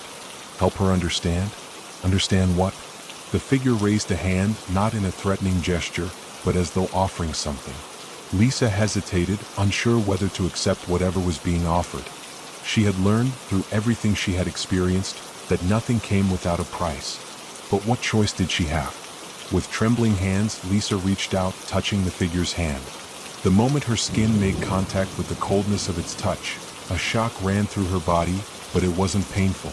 It was something else. Suddenly, the hallway around her seemed to blur, the edges of her vision warping as if the very fabric of reality was shifting. She could feel her body being pulled somewhere far away from where she had been, far away from this place. But where was she going? And why? Before she could process the sensation, the world around her spun into darkness once again. Lisa's senses were overwhelmed, her mind spinning as she was pulled into the depths of darkness. It wasn't the familiar black void she had come to know, but something different, more suffocating, more intense. She felt as if she were falling through an endless expanse of nothingness. Her heart pounded in her chest, each beat reverberating through her entire body, each pulse a sharp reminder of her existence. Her breath came in shallow bursts, her lungs desperate for air that didn't seem to come. The weight of the darkness pressed in on her from all sides, wrapping around her like thick, inescapable chains. But there was something else too, something pulling at the very core of her being, something so powerful it felt as if the ground beneath her feet was being ripped away. Lisa tried to move, to scream, but no sound came. Her mouth was dry, her throat constricted as though she had swallowed a stone. It was the same feeling of paralysis she had experienced before, but this time it was different. This time there was no creature, no figure to focus on. The only thing she could hear was the pounding of her own heartbeat, louder than anything else. And then, without warning, the sensation stopped. Lisa's body jerked forward as the void around her suddenly released its hold, like a tight grip loosening. She gasped for breath, her lungs filling with air once again, and the world around her began to solidify. She was no longer in the hallway. She was no longer in the room with the dark figure. Instead, she found herself standing in the middle of an open field. The grass beneath her feet was soft, the air was cool, and the sky above her was clear, stretching out endlessly. It was peaceful, but there was something wrong with it. Lisa could feel it deep in her bones. The stillness wasn't right. It was too quiet, too perfect. It didn't feel like the real world. It felt like a place that had been carefully constructed, a dream made of illusions, and she wasn't sure if she could trust it. She took a hesitant step forward, her senses on high alert, scanning the surroundings for any sign of movement, any hint of danger. The field stretched endlessly in all directions, the grass swaying gently in the breeze. There were no roads, no signs of life, just an empty expanse that seemed to stretch beyond the horizon. But as she moved, Lisa began to notice something strange, faint whispers just on the edge of her hearing. It was like a soft murmur, barely perceptible, but there. She strained her ears, trying to make out the words, but they were too distant, too fragmented. She couldn't understand them. Still, the whispers grew louder, filling the air around her. Lisa? The sound of her name echoed in the distance, but it wasn't the voice of the figure from before. It wasn't the cold, hollow voice that had haunted her dreams. This was different. This voice was familiar, almost comforting, but it was tinged with something else, something darker. Lisa turned in circles, her eyes darting across the empty field, trying to locate the source of the whispers.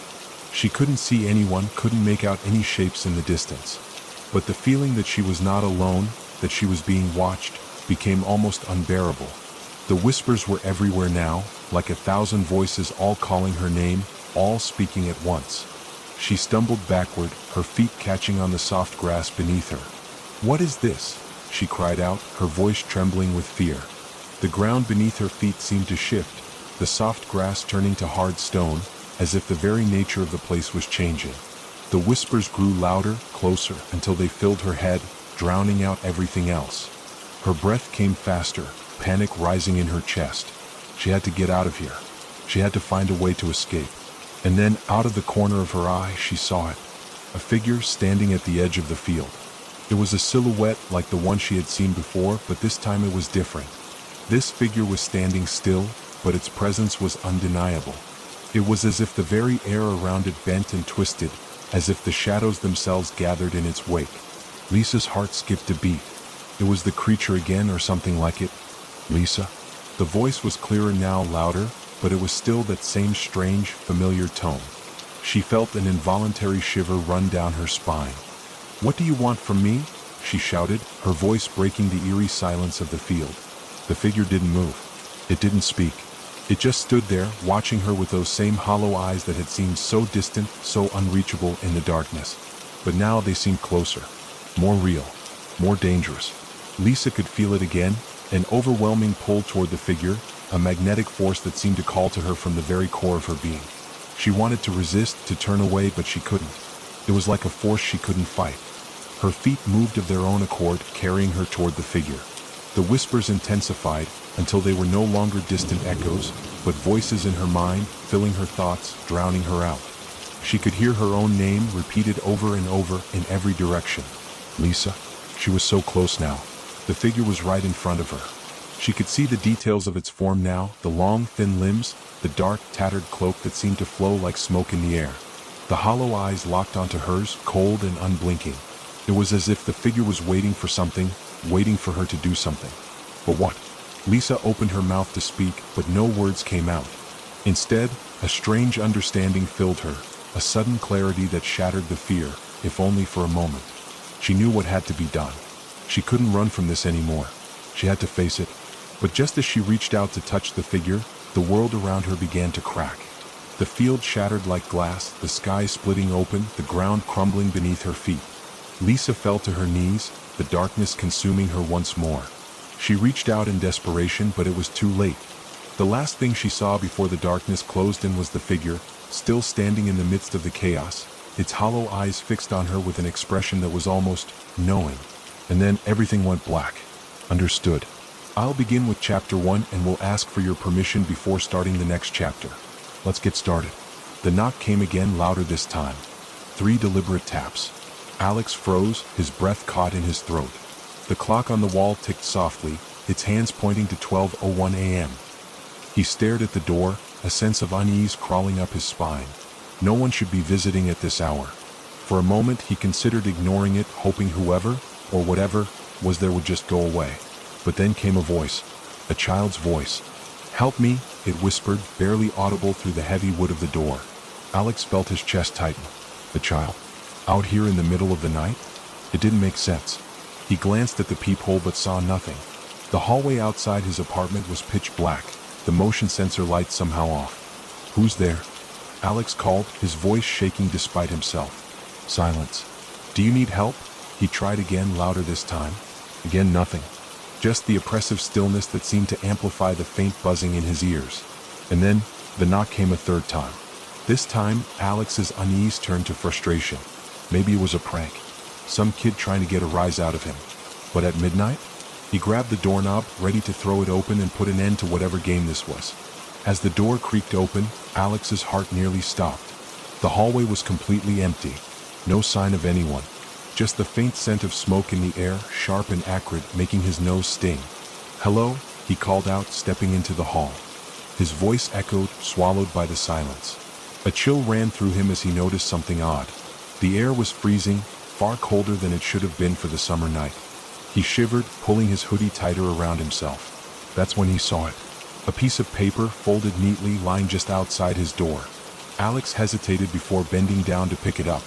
As his fingers brushed the paper, he felt a strange sensation like static electricity running up his arm. He quickly unfolded it, his pulse racing as he read the words scrawled in uneven handwriting. "Do not look for me." Alex's stomach dropped. The handwriting was messy, almost frantic, and the words were smeared slightly as if written in haste. Who had left it, and why? He turned the note over, looking for more clues, but the back was blank. A sense of unease settled over him like a heavy blanket. This wasn't a prank. It couldn't be. Stepping back into his apartment, Alex locked the door and double-checked it for good measure. He tossed the note onto the kitchen counter, his mind racing. What was he supposed to do with this? Call the cops? Tell them about a knock and a note? They'd laugh him off the line. Still, something about it gnawed at him. The voice, the smell of smoke, the cold, none of it added up. Alex grabbed his phone, intending to Google something, anything that might explain what had just happened. But as he unlocked the screen, the battery indicator flashed red. He could have sworn it had been fully charged an hour ago. Annoyed, he plugged it in and sat down on the couch, staring at the door. Minutes passed. Then hours. The tension in his chest eased slightly as exhaustion began to take over. Maybe he was overthinking it. Maybe it really was just some weird prank. He closed his eyes, letting the soft hum of the refrigerator lull him to sleep. He didn't hear the footsteps. When Alex woke, the apartment felt wrong. The air was heavy, thick, and suffocating. The clock on the wall read 3:15 a.m. He frowned, rubbing his eyes. Had he left the window open? It felt like a storm was brewing, the way the air seemed charged with energy. And then he heard it again. The knock. 3 sharp taps, louder than before, echoing through the stillness. Alex's chest tightened as dread coiled in his stomach. He stayed rooted to the couch, his mind racing. He didn't want to open the door again. But then came the voice. Alex. He knew his name. Alex's heart thudded in his chest as the voice whispered his name again, soft yet insistent. He clenched his fists, every instinct screaming at him to stay where he was. Alex. It came again, almost melodic now, like a lullaby sung through clenched teeth. He stood up slowly, his legs trembling beneath him. The door loomed in front of him, and though every fiber of his being told him to ignore it, he couldn't. It was like the voice had hooked into something deep within him, pulling him closer despite his fear. Who's there? Alex called out, his voice cracking. The silence that followed was suffocating. He took a hesitant step toward the door, then another. Each step felt heavier than the last, as though the air itself was pushing against him. Finally, he reached the door. His hand hovered over the knob, trembling as he pressed his ear against the wood. He could hear something, a faint rustling like leaves blowing in the wind, but deeper, more guttural. Alex, the voice was right on the other side now. His breath caught as a chill washed over him. He gripped the knob, forcing himself to turn it. The door creaked open just an inch, and his stomach twisted. The hallway was dark, so dark it was like staring into a void. Alex, help me, the voice pleaded, softer now. He squinted, trying to see anything, but the darkness seemed to consume even the faintest light. And then he saw it, a figure standing at the far end of the hallway, barely visible. It was small, hunched over, and its movements were jerky, unnatural. Who are you? Alex demanded, his voice shaking. The figure didn't respond. Instead, it began to move toward him, its footsteps slow and deliberate. Alex slammed the door shut, his heart pounding. He twisted the lock and backed away, his eyes glued to the door as if expecting it to burst open at any moment. Then came the knocking again. But this time it wasn't on the door. It was coming from inside the apartment. Alex spun around, his eyes darting across the room. His breathing was shallow, his hands clammy. There was no one there, just the faint sound of his clock ticking and the shadows stretching along the walls. He moved toward the kitchen, where the knocking seemed louder. The cabinets, maybe? His hands shook as he reached for the nearest one and yanked it open. Update. The knocking stopped. For a moment, the silence was deafening. Alex let out a shaky breath, trying to steady himself. And then his phone buzzed, making him jump. He grabbed it off the counter, relief washing over him. The screen lit up, but instead of a call or message, there was only a single notification. One new photo saved. His brows furrowed. He hadn't taken any photos. He opened the gallery, his stomach twisting as he scrolled to the newest image. It was a picture of his apartment, taken from the corner of the living room. In the photo, Alex could see himself standing at the counter, his back turned to the camera. But it wasn't the sight of himself that made his blood run cold. It was the figure standing just behind him in the photo, a tall, shadowy figure with glowing eyes. Alex dropped the phone, a choked gasp escaping his lips. It clattered to the floor, the screen flickering as it landed face down. He didn't dare pick it up. A low growl echoed through the room, making his knees buckle. He turned slowly, his entire body trembling, but there was nothing there. Just the faint smell of smoke growing stronger. He stumbled back toward the couch, his mind racing. This couldn't be real. It had to be a dream. A nightmare. Alex, the voice was back, louder this time, echoing through the room. He clutched his head, trying to block it out, but the voice didn't stop. It grew sharper, more distorted, as if it were coming from all around him. "Why are you doing this?" he shouted, his voice breaking. The lights flickered, plunging the room into darkness for a moment before they came back on. And when they did, Alex froze. Standing in front of the door was the figure from the photo. It was tall and emaciated, its skin stretched tightly over its bones. Its eyes glowed like burning embers, and its mouth twisted into a grotesque smile. "You opened the door," it rasped, its voice layered with whispers. Alex backed away, his mind racing for an escape. He grabbed a lamp from the side table and hurled it at the figure, but it passed right through, shattering against the wall. The figure laughed, a sound that made Alex's skin crawl. "You let me in," it said, stepping closer. Alex bolted for the bathroom, slamming the door behind him. He locked it and pressed his back against it, his chest heaving. The smell of smoke was overwhelming now, filling the small space. He grabbed his phone from his pocket, fumbling to dial 911. The line rang and relief flooded him as someone picked up. 911, what's your emergency? A calm voice asked. There's someone in my apartment, Alex stammered. I don't know what it is, but it's not human. The line crackled with static, and then the operator's voice changed. Alex, it whispered, mimicking the same voice from the hallway. His blood ran cold as the call disconnected. The bathroom light flickered and Alex's phone screen went black. He was plunged into complete darkness, the air so thick with smoke that he struggled to breathe. And then, from the shadows, the voice came again. You shouldn't have opened the door. Alex pressed his back harder against the bathroom door, as if that would stop the thing outside from getting in. His heart pounded so loudly it drowned out the ticking of the wall clock. The room was suffocating, the smoky air stinging his eyes and filling his lungs with each shaky breath. For a moment, everything was eerily quiet. No knocks, no whispers, just silence. Then came the scratching. It was faint at first, like fingernails brushing against the bathroom door. Alex froze, gripping the edge of the sink for support, his knuckles turning white. The sound grew louder, sharper, as if something was trying to claw its way through the wood. Alex, the voice was there again, distorted and echoing, its tone a sickening mix of mockery and rage. Come out. He shook his head, muttering under his breath. This isn't real. This isn't real. But it felt real. The heavy air, the acrid smoke, the sharp, relentless scratching. It all felt too vivid to be a nightmare. The doorknob began to rattle. Alex's breath hitched as he stared at it, willing it to stop. But it didn't. Instead, the knob turned slowly, the lock groaning under the pressure. Don't do this, he whispered, his voice barely audible. The rattling stopped. For a moment, Alex thought it was over. Maybe whatever it was had given up. But then, with a deafening crash, the bathroom mirror shattered, shards of glass raining down onto the sink and floor. Alex screamed, stumbling back as something moved in the reflection of the broken glass. A shadow, tall and twisted, with glowing eyes that burned like coals. You can't hide, it rasped. His instincts kicked in.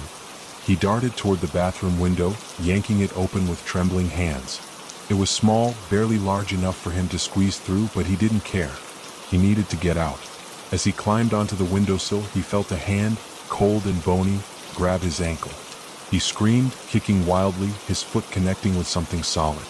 The grip loosened, and Alex scrambled through the window, landing hard on the fire escape outside. The cold night air hit him like a slap, but he didn't stop. He climbed down the metal ladder as fast as he could, his hands shaking so badly he nearly slipped. When he reached the ground, he took off running, not daring to look back. The streets were eerily empty, the city strangely silent for this time of night. Alex's mind raced as he tried to figure out where to go. His friends? The police? No one would believe him. He turned a corner and stopped dead in his tracks. Standing at the end of the street was the same figure from his apartment. Its head tilted unnaturally, its glowing eyes fixed on him. Alex backed away slowly, his legs trembling. Stay away from me, he managed to choke out.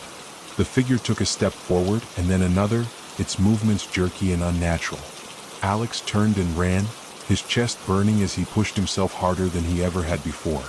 He didn't know where he was going, he just needed to get as far away as possible.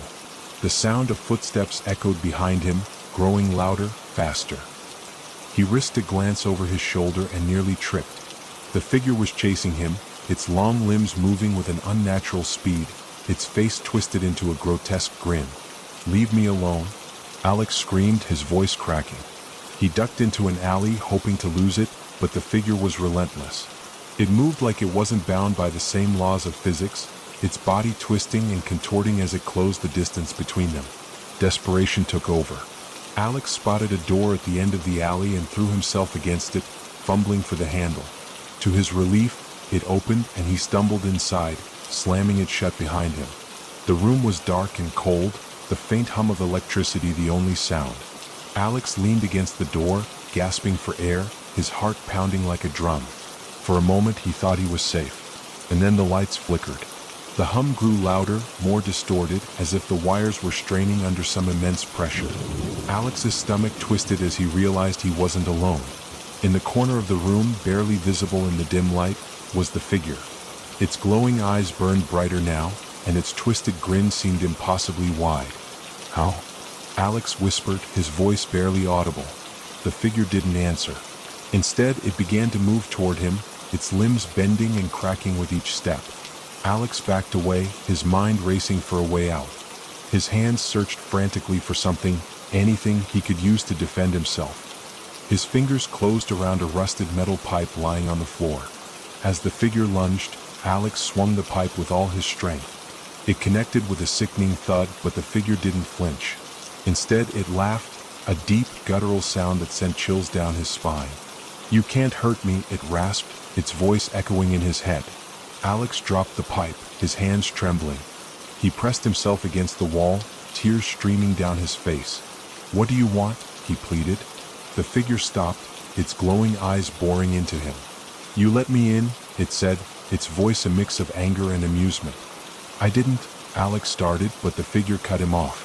"You opened the door. You invited me." Alex's mind raced, replaying the events of the night. The knocks, the voice, the note. And then he remembered. The note. "Do not look for me." A cold realization washed over him. The note wasn't a warning for someone else. It was for him. Alex's knees buckled as the weight of the realization crushed him.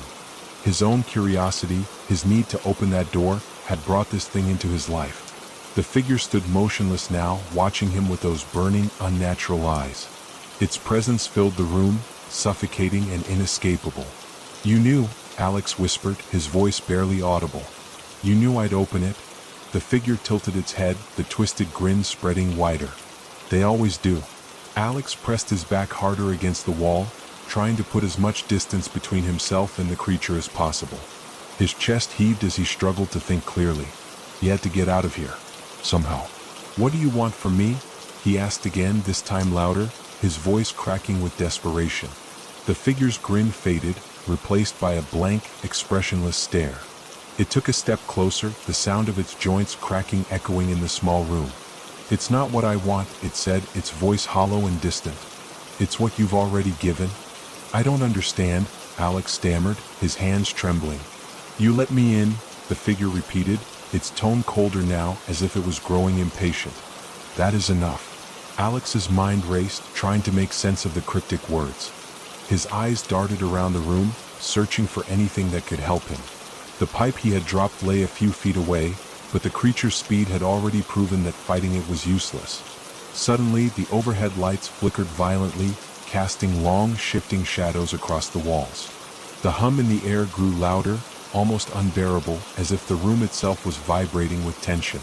And then everything went still. The lights died completely, plunging Alex into total darkness. He held his breath, straining to hear any sound, any clue as to where the creature was. But the silence was deafening.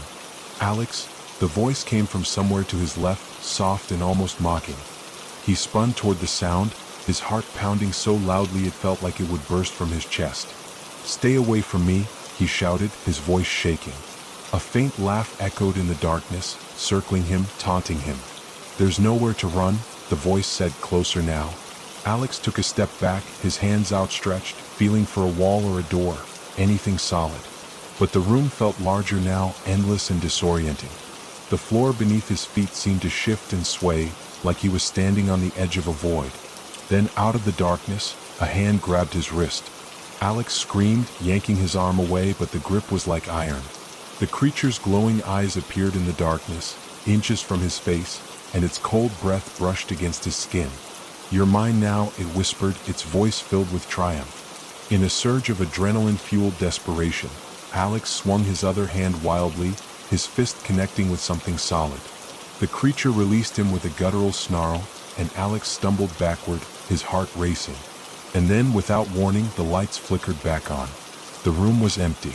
Alex stood there, gasping for breath, his eyes darting around. The creature was gone, or at least it seemed to be. The door he had entered through was wide open, revealing the alley outside. He didn't think. He ran. The cold night air hit him like a shock, but he didn't stop. He sprinted down the alley and onto the main street, his legs aching and his lungs burning. The city was as eerily silent as before, the streets empty, the buildings dark. He had to find help. Alex spotted a small diner at the end of the block, its neon sign flickering faintly. The sight of it filled him with a sliver of hope. He ran toward it, throwing the door open and stumbling inside. The diner was brightly lit, a stark contrast to the oppressive darkness outside. A single waitress stood behind the counter, wiping it down with a bored expression. She looked up as Alex entered, her eyes narrowing in confusion. "Are you okay?" she asked, her voice breaking the heavy silence. Alex nodded, though his shaking hands and wild eyes betrayed him. "Please," he said, his voice hoarse. "I need a phone. Something's after me." The waitress hesitated, glancing around as if expecting someone else to step in. Then she sighed, pulling a landline phone from beneath the counter and sliding it toward him. Alex grabbed it, his fingers fumbling to dial 911. The line rang once, twice, and then static. He froze, his stomach sinking. "Is something wrong?" the waitress asked, her tone cautious. Alex looked at her, panic etched across his face. "The line? It's dead. It's..." The lights in the diner flickered, and Alex's words caught in his throat. The waitress frowned, looking up at the ceiling. "That's weird," she muttered. Alex's pulse quickened. "It's here," he whispered, more to himself than to her. "What?" Before he could answer, the diner's door creaked open. Alex spun around, his breath hitching. Standing in the doorway was the creature. Its glowing eyes pierced through the dim light, its twisted grin wider than ever. "No," Alex muttered, backing away. "No, no, no." The waitress stared at the figure, her face pale. "What the hell is that?" she whispered. The creature took a step inside, its movements slow and deliberate. "Stay back," Alex shouted, his voice cracking. But the creature didn't stop. It raised one long, skeletal hand, pointing directly at Alex. The waitress grabbed a knife from the counter, her hands trembling. "You need to leave," she said, her voice unsteady but firm. The creature tilted its head, its grin faltering for the first time. It turned its gaze to the waitress, its glowing eyes narrowing, and then it lunged. The creature moved faster than Alex thought possible, a blur of darkness and sharp edges. The waitress barely had time to scream before it was upon her, knocking the knife from her hand with a sickening crack. Alex froze, his body paralyzed by fear. The sound of her struggle, the crashing of dishes, the guttural growls, echoed in his ears, but he couldn't move. "Help me," she screamed, her voice raw with terror. It snapped him out of his daze. Without thinking, Alex grabbed the nearest object, a heavy metal stool, and swung it toward the creature. The impact sent a shockwave up his arms, but the thing barely flinched. It turned to him, its glowing eyes narrowing, its twisted grin now replaced with something far more menacing. "Run," the waitress choked out, clutching her wrist as she crawled backward. Blood smeared the floor where she moved, her face pale and drenched in sweat. Alex didn't need to be told twice. He bolted for the back of the diner, the sounds of the creature's inhuman movements behind him sending adrenaline coursing through his veins. The kitchen was a maze of stainless steel counters, hanging pots, and scattered utensils. Alex weaved through them, his breaths coming in ragged gasps.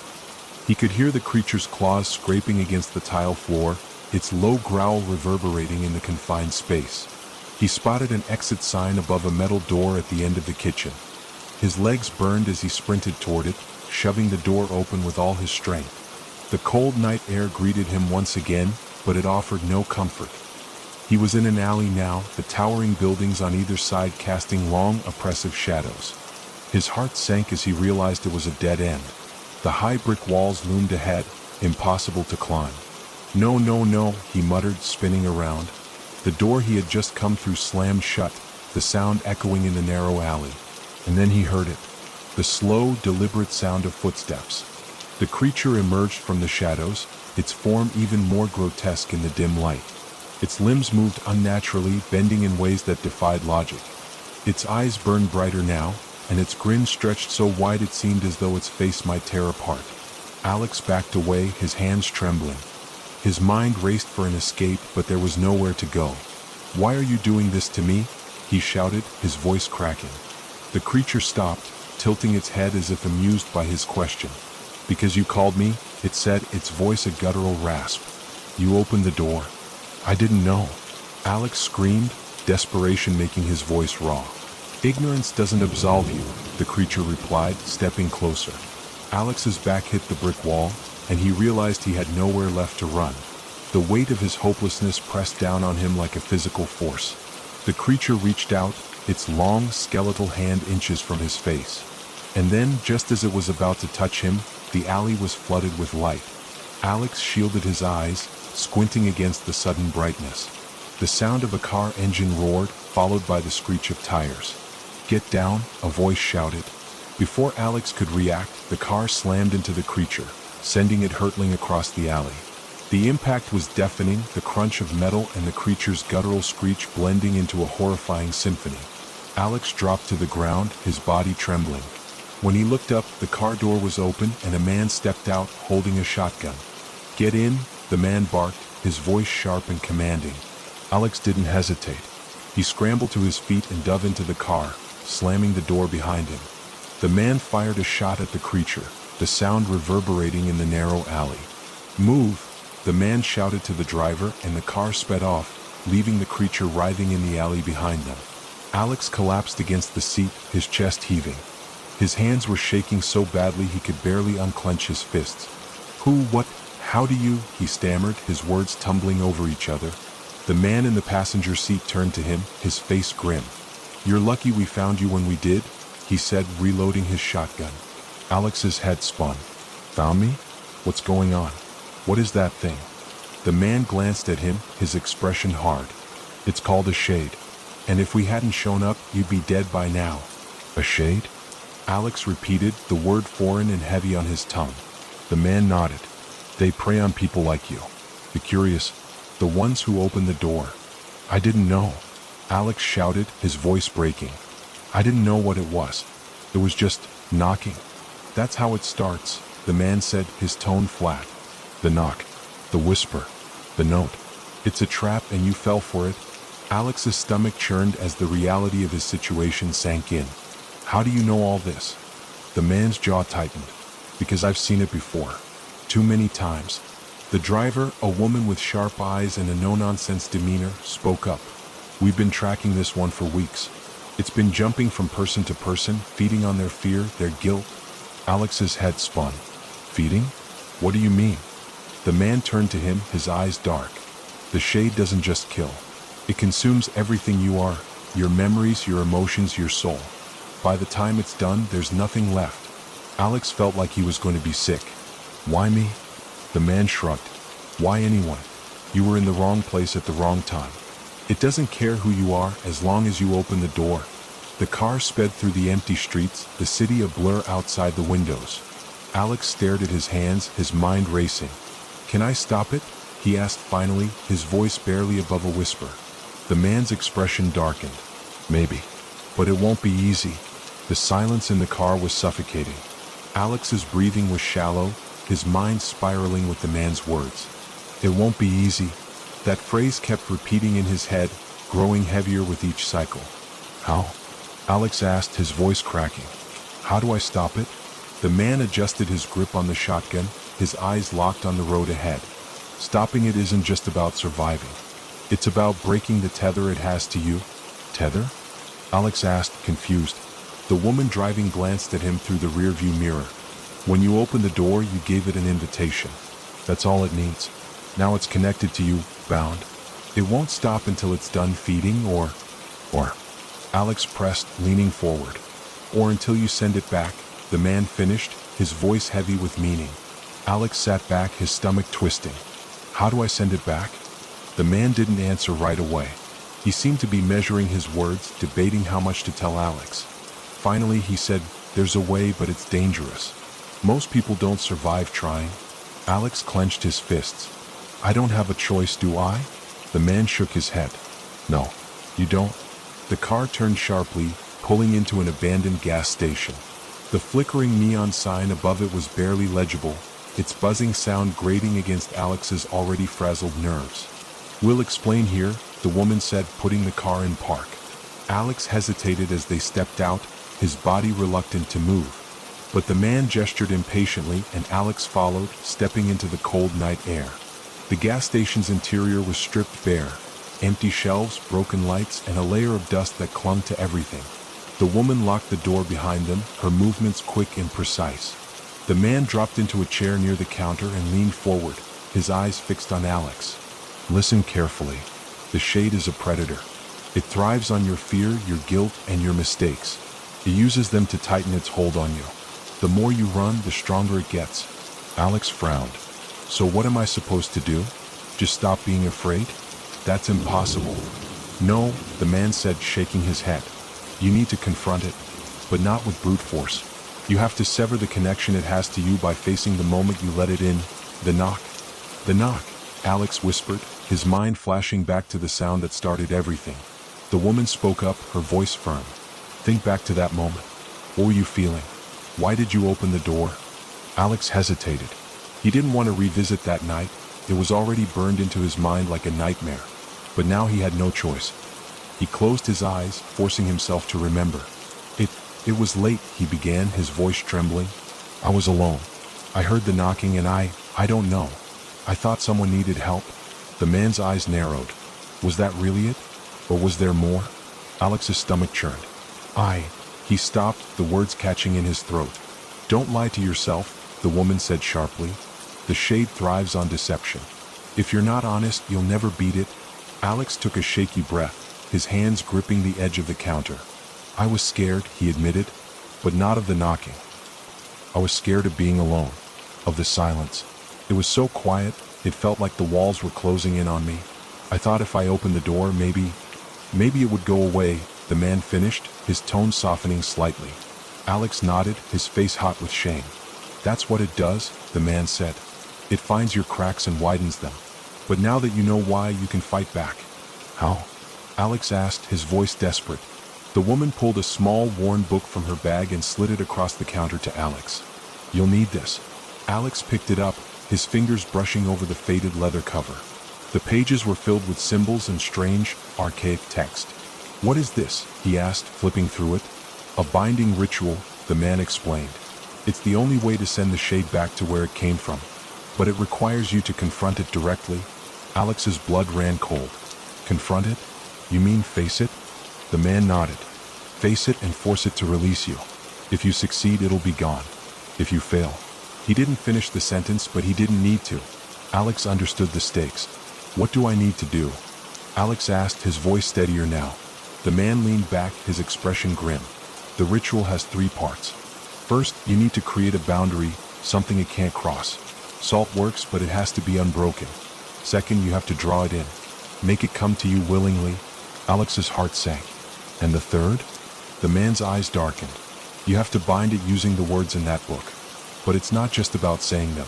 You have to mean them. You have to overpower it with your will. If there's even a flicker of doubt in you, it'll use that to break free.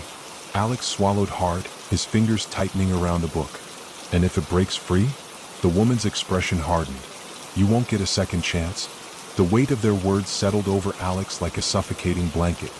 He wanted to run, to hide, to wake up and find this was all some terrible dream. But he knew that wasn't an option. Where do we do this? He asked finally. The man glanced at the woman, then back at Alex. Where it all began.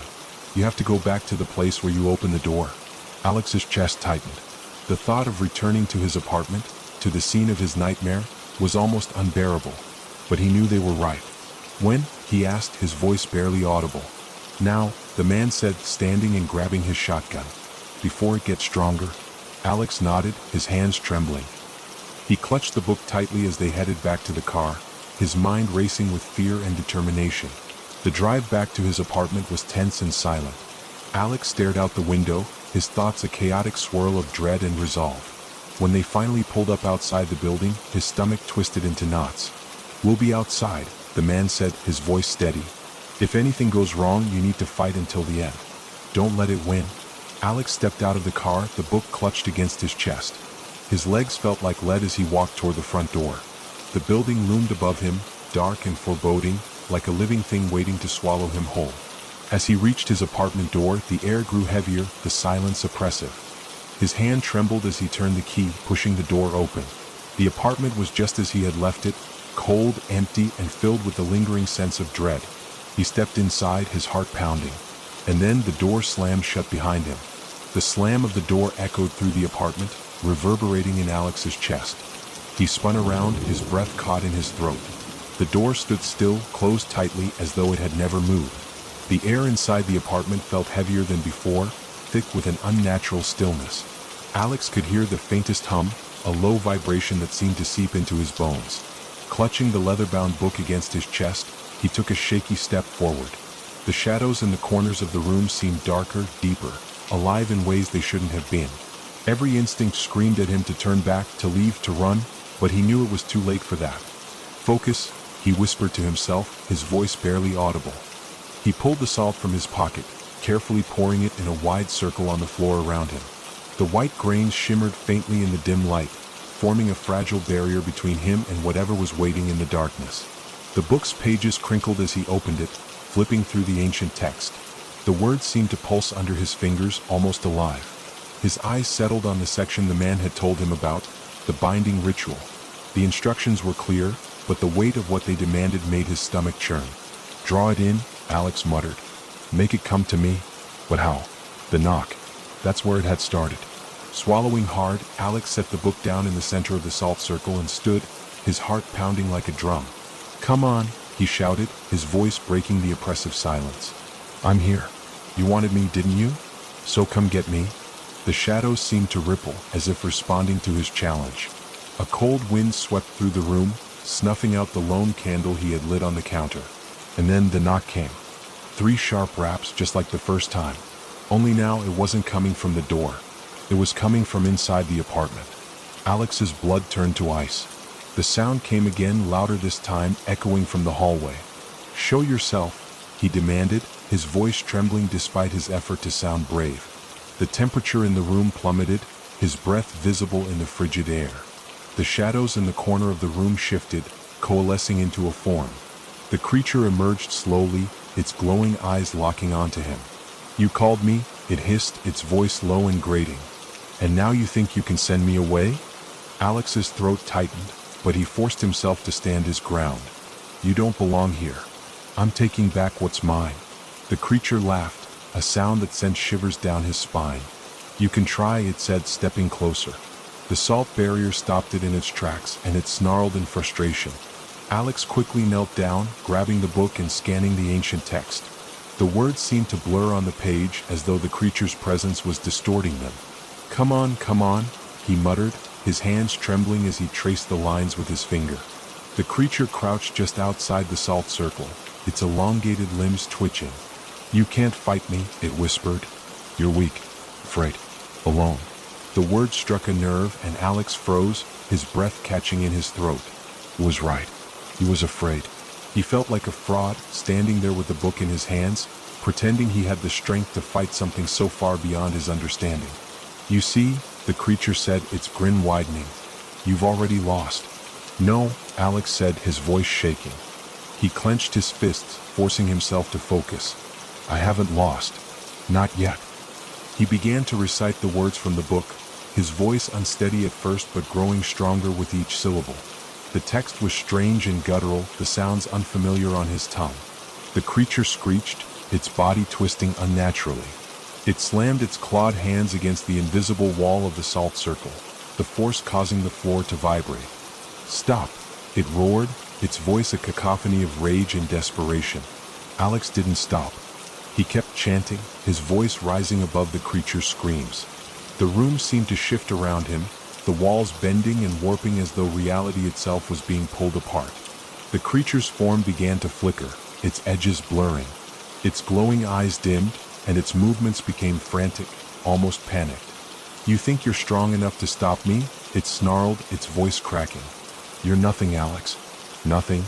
Alex faltered, the weight of its words pressing down on him. Doubt crept into his mind, threatening to break his concentration. "Keep going," a voice shouted, snapping him out of his trance. He turned to see the man from the car standing in the doorway, his shotgun aimed at the creature. "Don't let it get in your head." Alex nodded, forcing the doubt away. He focused on the book, pouring every ounce of his will into the chant. The creature's form flickered more violently, its screams filling the air. And then, with a final guttural roar, it vanished. The room fell silent, the oppressive weight lifting instantly. Alex collapsed to his knees, the book slipping from his hands. His chest heaved as he gasped for air, his body trembling from the effort. The man stepped inside, lowering his shotgun. "You did it," he said, his voice filled with a mix of relief and disbelief. Alex looked up at him, his face pale. "Is it gone?" The man nodded. "For now. But it'll always be waiting, looking for a crack to crawl through." Alex shuddered, the gravity of his victory tempered by the knowledge that the battle was never truly over. "You're stronger than you think," the man said, helping him to his feet. "Remember that." Alex nodded, his mind still reeling. He didn't feel strong.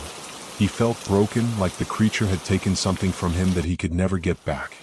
As they stepped out of the apartment, Alex glanced back at the now empty space.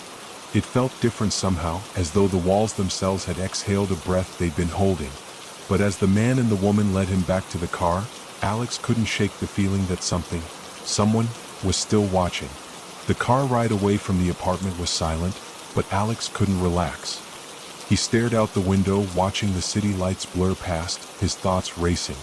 The sense of relief he should have felt never came. Instead, there was a hollow ache deep inside him, a nagging certainty that the nightmare wasn't over. The man drove with one hand on the wheel, his other resting on the shotgun across his lap. The woman sat beside him, her eyes constantly scanning the rearview mirror.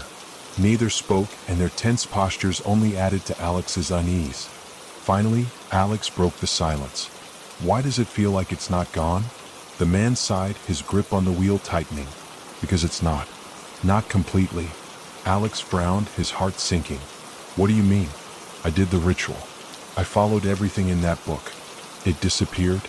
"It disappeared from here," the woman corrected, her tone flat. "But it's not destroyed. That thing is bound to you, Alex. You sent it back to where it came from, but it'll find a way back unless you sever the connection entirely." Alex's stomach churned. "How do I do that?" The man didn't answer right away. He glanced at the woman, and she gave him a small nod as if urging him to speak. "There's one more step," the man said, his voice low. "But it's dangerous. More dangerous than anything you've faced so far." Alex's hands tightened into fists. "Just tell me what I need to do." The man pulled the car into an empty parking lot, turning off the engine. He swiveled in his seat to face Alex, his expression grim. "You need to go to the source." "The source?" Alex repeated, confusion and dread creeping into his voice. The woman turned in her seat as well, her gaze steady. "The place where it first crossed into our world. The point of origin. That's the only way to destroy it for good." Alex's mind raced. "How do I even find something like that?" "It's already left you clues," the man said. "The whispers, the visions, the things it showed you. Those weren't random. They were leading you somewhere." Alex thought back to the strange flashes he'd seen since this nightmare began. The eerie forest, the decaying house, the door in the middle of nowhere. He dismissed them as hallucinations, tricks of his fear. But now he realized they were something more. "The house," Alex said suddenly, the memory hitting him like a punch to the gut. "I kept seeing this old house. It felt wrong, like it didn't belong." "Is that it?" The woman nodded. "It's likely where it all started. If you can make it there and perform the ritual again, you can sever the connection completely." Alex swallowed hard. "And if I can't?" The man's eyes darkened. "Then it'll pull you in and you won't come back." A heavy silence fell over the car. Alex felt like the walls were closing in on him again, the weight of his fear pressing down on his chest. "I don't have a choice, do I?" he asked quietly. "No," the woman said. "You don't?" The man pulled a crumpled map from the glove compartment and handed it to Alex. "We'll take you as far as the outskirts. After that, you're on your own." Alex unfolded the map, his hands trembling. A red circle marked a spot deep in a forest miles outside the city. He traced the lines with his finger, his throat tightening. "Why can't you come with me?" he asked, his voice cracking. The woman hesitated, glancing at the man. "Because if we cross into its territory, it'll latch onto us too. This is your fight, Alex. No one else's." The words stung, but Alex knew they were right. He was the one who had opened the door. He was the one who had let it in. Now he had to be the one to end it. "Fine," he said, his voice steadier than he felt. "Let's go." The forest was alive with sounds, branches creaking, leaves rustling, the distant hoot of an owl. Alex stepped out of the car, the map clenched tightly in his hand. The headlights illuminated the dark trees ahead, casting long, twisting shadows that seemed to shift and writhe. "This is as far as we go," the man said, his voice firm. Alex nodded, his chest tight. He turned to face the dense woods, the path ahead barely visible in the dim light of his flashlight. "You'll need to keep moving," the woman said, her tone urgent. "It'll try to stop you. It'll use everything it can to break you, your fears, your memories, your regrets. Don't let it in." Alex swallowed hard, his throat dry. "And if I do? Then you won't make it out," the man said bluntly. Alex looked back at the dark forest, his heart pounding. He took a deep breath, forcing his fear down, and stepped forward. The trees closed in around him quickly, their branches clawing at the sky. The air grew colder with each step, the sounds of the night fading into an eerie silence. The path was uneven, the ground littered with roots and rocks that threatened to trip him at every turn. His flashlight beam cut through the darkness, but it felt like a tiny, fragile thing against the vast shadowy expanse. And then the whispers began. At first, they were faint, barely audible over the crunch of leaves beneath his feet. But as he walked, they grew louder, more distinct. "Alex?" He froze, his flashlight trembling in his hand. The voice was familiar, too familiar. "Alex, help me." His blood ran cold. It was Emma's voice. "Emma?" he called out, his voice echoing through the trees. The whispers stopped, replaced by a deafening silence. Alex's heart raced as he scanned the darkness, his mind screaming that it was a trap. But then he heard it again, a faint sob coming from deeper in the woods. Against his better judgment, he followed the sound, his flashlight flickering. The sobbing grew louder, more desperate, until he stumbled into a small clearing.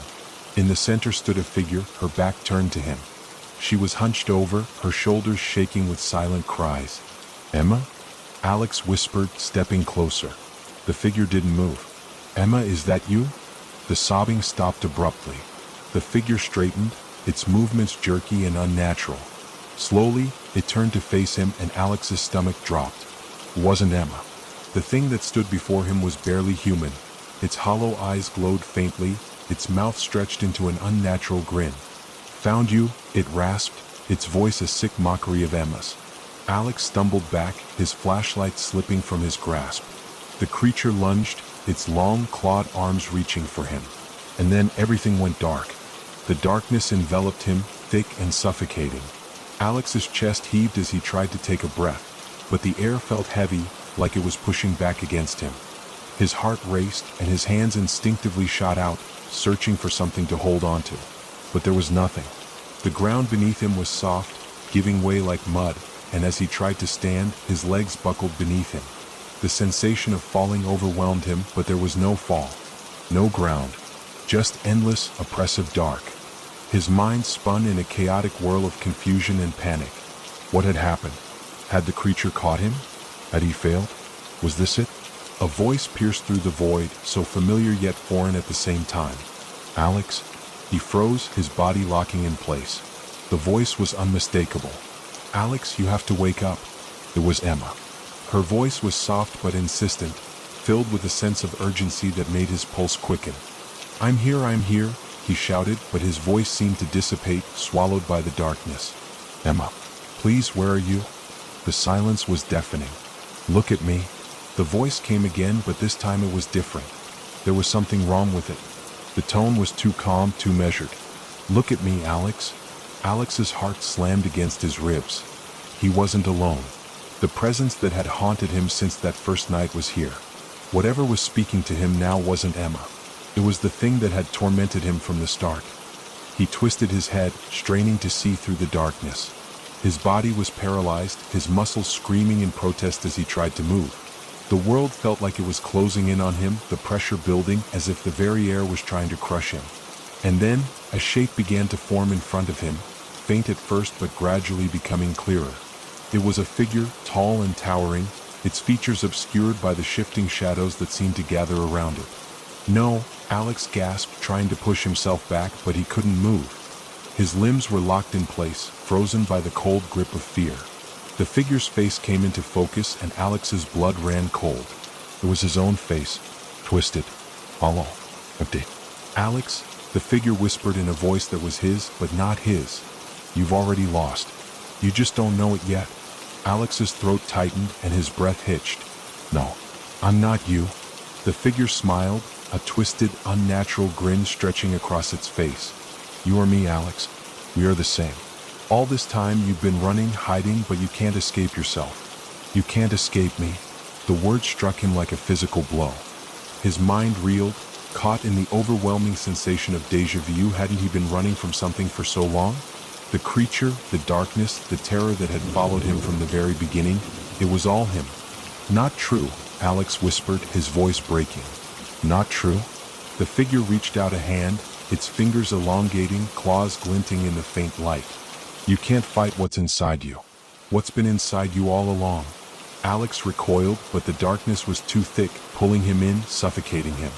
"Wake up," he shouted, struggling against the invisible force that held him. "Wake up, please." But no matter how hard he fought, no matter how much he screamed, the shadows continued to close in on him until he could no longer breathe. His vision blurred, and for a moment he thought he was drowning in himself. And then the darkness lifted. He gasped for air, his lungs burning, his heart pounding as if he had been holding his breath for an eternity. His eyes flew open and he blinked rapidly, trying to adjust to the blinding light. The cold, wet ground beneath him felt real. The smell of damp earth filled his nostrils. He was back. The forest. Alex scrambled to his feet, his legs weak beneath him. He looked around wildly, disoriented. The dark shape, the voice, it was all gone. But the weight of what had just happened pressed down on him. Was that real? He whispered to himself, his voice shaking. Was that part of it? The memories of the shadowy figure and its words clung to him like a fog, heavy and suffocating. He had to keep moving. He couldn't stop now, couldn't let whatever that was drag him under. With shaky breaths, Alex stood, gathering the last of his strength. The flashlight was gone, lost somewhere in the void, but the moonlight filtered through the trees just enough to give him some sense of direction. He wiped the sweat from his brow and stepped forward, his legs feeling like lead with every step. The silence of the forest was oppressive, almost suffocating. But then, as if in response to his determination, a low hum began to vibrate beneath the ground. The sound was faint but unmistakable. It was coming from deeper in the woods. Alex froze. The hum was almost hypnotic, pulling him in, urging him forward. It wasn't the sound of nature. It wasn't an animal. It was something else, something wrong. His feet moved before his brain could catch up, drawn to the sound, to the source. The air grew colder the closer he got, the trees seeming to bend inward like they were closing him in. And then, through the dense foliage, he saw it. The house. It was old, far older than anything he had seen before. The windows were dark, like empty eyes staring back at him, and the door stood ajar as if waiting for him. This was it, the point of origin. But as Alex approached, the hum grew louder, more insistent, like a pulse, beating in rhythm with his heart. He felt it in his chest, a thudding pressure that made him dizzy. And then he heard it, a voice, faint at first but growing stronger. "Come inside, Alex." The voice was sweet, almost comforting, familiar. It was Emma's voice again. But this time it wasn't just a whisper, it was a command. Alex hesitated at the threshold of the door.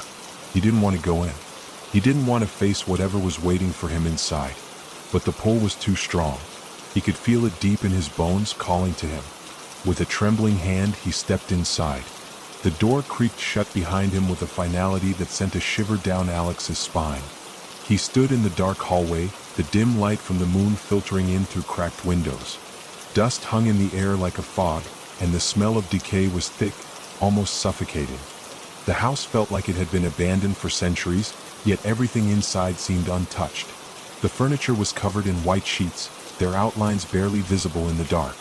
The floors creaked underfoot, each step echoing in the stillness, amplifying his isolation. "Emma?" Alex called out, his voice sounding small and fragile in the cavernous space. He heard no response, just the haunting hum that seemed to come from within the walls themselves. He turned, his eyes scanning the hallway. His flashlight flickered as he moved, casting long, eerie shadows across the room. The walls were lined with faded portraits, their eyes following him with unnerving stillness. It was like they were watching his every move, silently judging him. The air felt colder the deeper he went into the house, the temperature dropping with each step. His breath formed clouds of mist in front of him. The house seemed to absorb the light around him, suffocating any warmth he tried to hold onto. "Emma, please," he murmured, his voice shaking. He wanted to turn around to leave, but some force, pulled him forward. The house was alive, and it was waiting for him to make the next move. The hum grew louder, now mixed with whispers, faint but distinct, coming from the direction of the staircase. "Alex, come closer." It was Emma's voice again, but there was something wrong with it. The warmth, the comfort he once heard in her tone was gone. It was cold, distant. Against his better judgment, Alex followed the sound of her voice up the stairs, each step creaking louder than the last. The stairway seemed endless, spiraling up into darkness. As he reached the top, he paused. The whispers had stopped. The only sound now was the thudding of his own heartbeat, pounding in his ears. He felt like he was on the verge of a cliff, about to step into an abyss he couldn't return from. At the end of the hall was a door, slightly ajar. A faint light leaked from beneath it, casting a soft glow that made the shadows dance in strange patterns. "Emma?" he whispered again, the word hanging in the air. The door swung open on its own, as if beckoning him inside. The room beyond was dimly lit, with an old bed covered in a dark red blanket. The walls were adorned with strange symbols that seemed to shift in the low light. Alex stepped inside, his breath catching in his throat. And then he saw her. Emma. But she wasn't the woman he knew. She was kneeling on the floor, her back to him, her long hair cascading down her back. Her skin was pale, almost translucent, and she didn't move when Alex called her name again. "Emma, what's going on?" Alex's voice trembled. She slowly turned around, and Alex's stomach twisted in knots. Her eyes were black, the pupils swallowed by a void of pure darkness. Her skin was mottled, as if something beneath it was shifting, alive. But it was her smile that froze him. It wasn't a smile of joy, of comfort. It was a twisted, mocking grin, stretched too wide, far too wide for any human mouth to hold. "Alex," she whispered, her voice barely a rasp. "You shouldn't have come back." He took a step back, his heart racing, but his legs felt like they were made of stone. "What are you? What's happening to you?" Emma's head tilted to the side, her grin never faltering. "You should have listened, Alex. You should have stayed away." Alex stumbled backward, his hands reaching for the wall to steady himself. No, this isn't real. This isn't you." Her laugh echoed through the room, sharp and hollow, and the air seemed to grow colder still.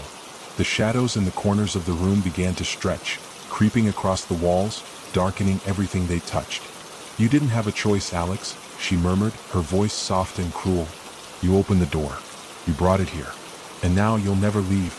Her hand stretched out toward him, and as it did, Alex could see the dark, twisted tendrils creeping from her fingertips, reaching for him like an unstoppable force.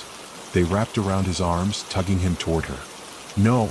he screamed, trying to pull away, but the more he struggled, the stronger the grip became. The tendrils tightened around him like chains, pulling him closer, and he could feel the warmth of his own blood rising to the surface, a deep, unnatural pressure building in his chest. The room seemed to distort, warping around him as the walls began to bend and twist. The symbols on the walls shimmered, alive with a dark energy that hummed in sync with his heartbeat. "You can't escape this, Alex," Emma whispered, her voice now a haunting, echoing presence in his mind. "You've already become part of it." Alex's vision blurred, and his breathing became erratic. His pulse thudded in his ears, faster and faster, until it felt like his heart would burst. He fought to stay conscious, to keep himself grounded in the reality he thought he knew. But the room kept spinning, the darkness pressing in from all sides. And then the whispers returned. But they weren't Emma's anymore. They were something darker, something older. "You should have never opened the door, Alex," they hissed in unison, their voices like nails scraping against his skull. "Now, you belong to us." The tendrils pulled harder, and Alex let out a final scream as the room collapsed into nothingness. And then silence. Everything went still. Alex could no longer feel the pressure of the tendrils, nor the cold bite of the dark room. For a fleeting moment, it seemed like he was floating, suspended in an endless void where time had no meaning. He could not tell if he was alive or dead. The fear that had once gripped him so tightly was gone, replaced by a numbness that made his limbs feel as though they were not his own. But then the sound returned.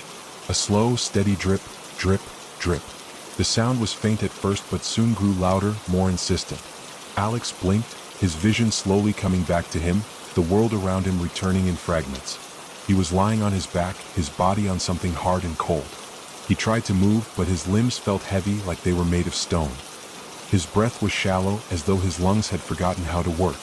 Drip, drip, drip. The sound seemed to be coming from somewhere above him. He tried to turn his head, but everything felt off, disjointed, unreal. Where was he? The last thing he remembered was the tendrils, Emma's twisted form, the suffocating darkness. But now everything was quiet. Too quiet. He mustered the strength to sit up, his body protesting with every movement. He winced, clutching his head as a wave of dizziness hit him. The room was dimly lit, the light coming from a single flickering bulb overhead. The walls were cracked, peeling, stained with dark smudges that seemed to pulse in the low light. He was in some kind of basement. The air was thick, damp with mildew and rot. The concrete floor was uneven beneath him, littered with shards of broken glass and debris. The stench of decay filled his nostrils, making his stomach churn. But it was the thing that stood before him that made his blood run cold. It was a table. A large, old wooden table, stained dark with something that could only be blood. Rusted chains dangled from its corners, their links twisted and bent as if they had been used far too many times. And there, in the center of the table, was something, or someone, wrapped in a tattered, blood-soaked cloth. Alex's throat tightened as he slowly stood, his legs shaking beneath him. His eyes locked on the figure, his breath coming in short, erratic bursts. His feet carried him forward before he could stop them, each step a battle against his own body. He reached the table, the air growing colder with every inch closer he got. His hand hovered over the cloth, but he couldn't bring himself to touch it. Something told him that whatever lay beneath it was not something he was ready to see. But the pull was undeniable. He yanked the cloth away. And there, staring up at him, were the empty, hollow eyes of Emma. Her skin was pale, stretched tight across her skull, her body gaunt and unnaturally thin. The veins beneath her skin pulsed with a dark, sickly energy, like something was crawling beneath the surface. Her mouth was open, but there was no sound, no scream, no breath. She was dead, but it didn't feel like it. Alex stumbled backward, his chest heaving, his mind struggling to process what he was seeing. His body trembled with fear and confusion. The room spun around him as the weight of what he had just witnessed crushed him. How is this possible? He whispered, his voice barely audible. As if in response, the room began to shift again. The walls warped, the floor beneath him groaned, and the shadows in the corners of the room began to stretch, creeping toward him. A voice, low and guttural, whispered from the darkness. "You never should have come here." Alex spun around, his heart racing as he searched for the source of the voice. The words seemed to come from everywhere and nowhere at once. The temperature in the room dropped, and he could see his breath forming in front of him. His hands shook and his mind screamed for him to run. But his legs wouldn't move. "You've already crossed the line, Alex," the voice continued, its tone mocking and dark. "There is no escape now." Alex's pulse quickened. "What do you want from me?" The shadows began to converge on him, swirling in unnatural patterns. The voice grew louder, clearer. It was everywhere, suffocating him. "Everything," the voice hissed. "Everything you are. Everything you will ever be. You belong to us now." He could feel the cold breath of the darkness against his skin, the shadows pulling at him, wrapping around him like chains. The room was closing in, the walls bending inward as if the very house itself was alive, hungry. "No!" Alex screamed, his body finally reacting, pushing against the darkness with all his might. He fought, thrashing, trying to break free, but the more he struggled, the tighter the shadows gripped him. His head spun, his vision blurred, and the world began to distort around him. Emma's lifeless eyes burned into his mind, her face twisted in an expression of horror. The air grew so thick that Alex could barely breathe, his chest tightening with every passing second. His heartbeat thudded in his ears, faster, louder, as if it was the only thing left in the world. And then everything stopped. Silence. The room went still, the shadows retreating into the corners, the air returning to normal. Alex was left standing in the center of the room, gasping for air, his body drenched in cold sweat. But something was different now. His eyes fell to the floor where something glinted in the dim light. A small black object. A key. The key. The key to everything. Alex's hand trembled as he reached down and picked it up. It was cold to the touch, the metal slick and smooth as if it had been waiting for him. He could feel the weight of it in his hand, the strange sense of power that came with it. And then he understood. This wasn't over. This was just the beginning. The key felt cold, almost alive in Alex's palm. Its smooth surface seemed to hum with an eerie energy, a vibration that resonated deep within him. The darkness in the room seemed to react to it, the shadows shifting uneasily as if aware of its presence. Alex stared at it for a long moment, the weight of its significance pressing down on him. He turned the key over in his hand, the strange symbols etched into its surface catching the faint light. It was unlike anything he had ever seen before, ancient, twisted, and unnatural. The more he stared at it, the more he felt drawn to it, as if it held the answers to questions he had never dared to ask. But the questions began to pile up in his mind. What was this key for? Why was it here in this house? And most importantly, what had it been meant to unlock? He shoved the key into his pocket, the cold touch of it sending a chill through his body. No matter how much he tried to ignore it, the feeling that something was watching him, something waiting, never left. The hairs on the back of his neck stood on end as he slowly turned around, his eyes scanning the room. The whispers had returned, faint and muffled, seeping from the corners of the room like a slow-moving poison. They were not the voice of Emma anymore. They were different, strange, alien. They made his skin crawl, scraping against his nerves like an unseen hand. But there was one thing Alex knew for certain. He had to leave. He had to get out of this house before it consumed him like it had consumed Emma. The walls seemed to pulse with an unnatural life, the floor beneath him groaning as though the house itself was alive, watching, waiting for him to make the wrong move. But as he stepped toward the door, the whispers grew louder. "You're not leaving," they hissed in unison. Alex froze. The door. He had just been about to leave, but now he couldn't seem to move. His feet felt like they were glued to the floor, his body paralyzed by an unseen force. The room seemed to tilt around him, the shadows stretching toward him like long, clawed hands. "No," he whispered, forcing his legs to move, his body trembling with every step. He had to get out. He had to get the key to safety. But as he reached the door, something caught his eye, a flicker of movement. A figure. It was standing in the doorway. Alex's heart stopped. He knew that figure. The face was unmistakable, even though it was twisted beyond recognition. Emma. But she wasn't the same. Her eyes were completely black now, no longer the familiar pools of warmth he once knew. Her lips stretched into a smile that looked far too wide for a human mouth, the edges curling like something that had been cut open and stitched shut. "Where are you going, Alex?" she asked, her voice low and guttural, a far cry from the soft, comforting tone he remembered. It was as if the Emma he once knew had been swallowed by something darker, something far more powerful. Alex's breath caught in his throat and he stepped back, his back pressed against the door. The shadows in the room seemed to pull away from her, as though even they were afraid of her presence. "You shouldn't have come back," she continued, her voice no longer sounding like his sister, but like something much older, much more malevolent. "You thought you could escape, but there's no escaping now." "Emma," Alex choked out, his voice breaking. "What have they done to you?" She tilted her head, her smile widening even further. "It's too late for that. You should have stayed away, Alex. This place, this house, it calls to people. It draws them in, feeds off their fear. And now it has you." Alex shook his head, his heart pounding in his chest.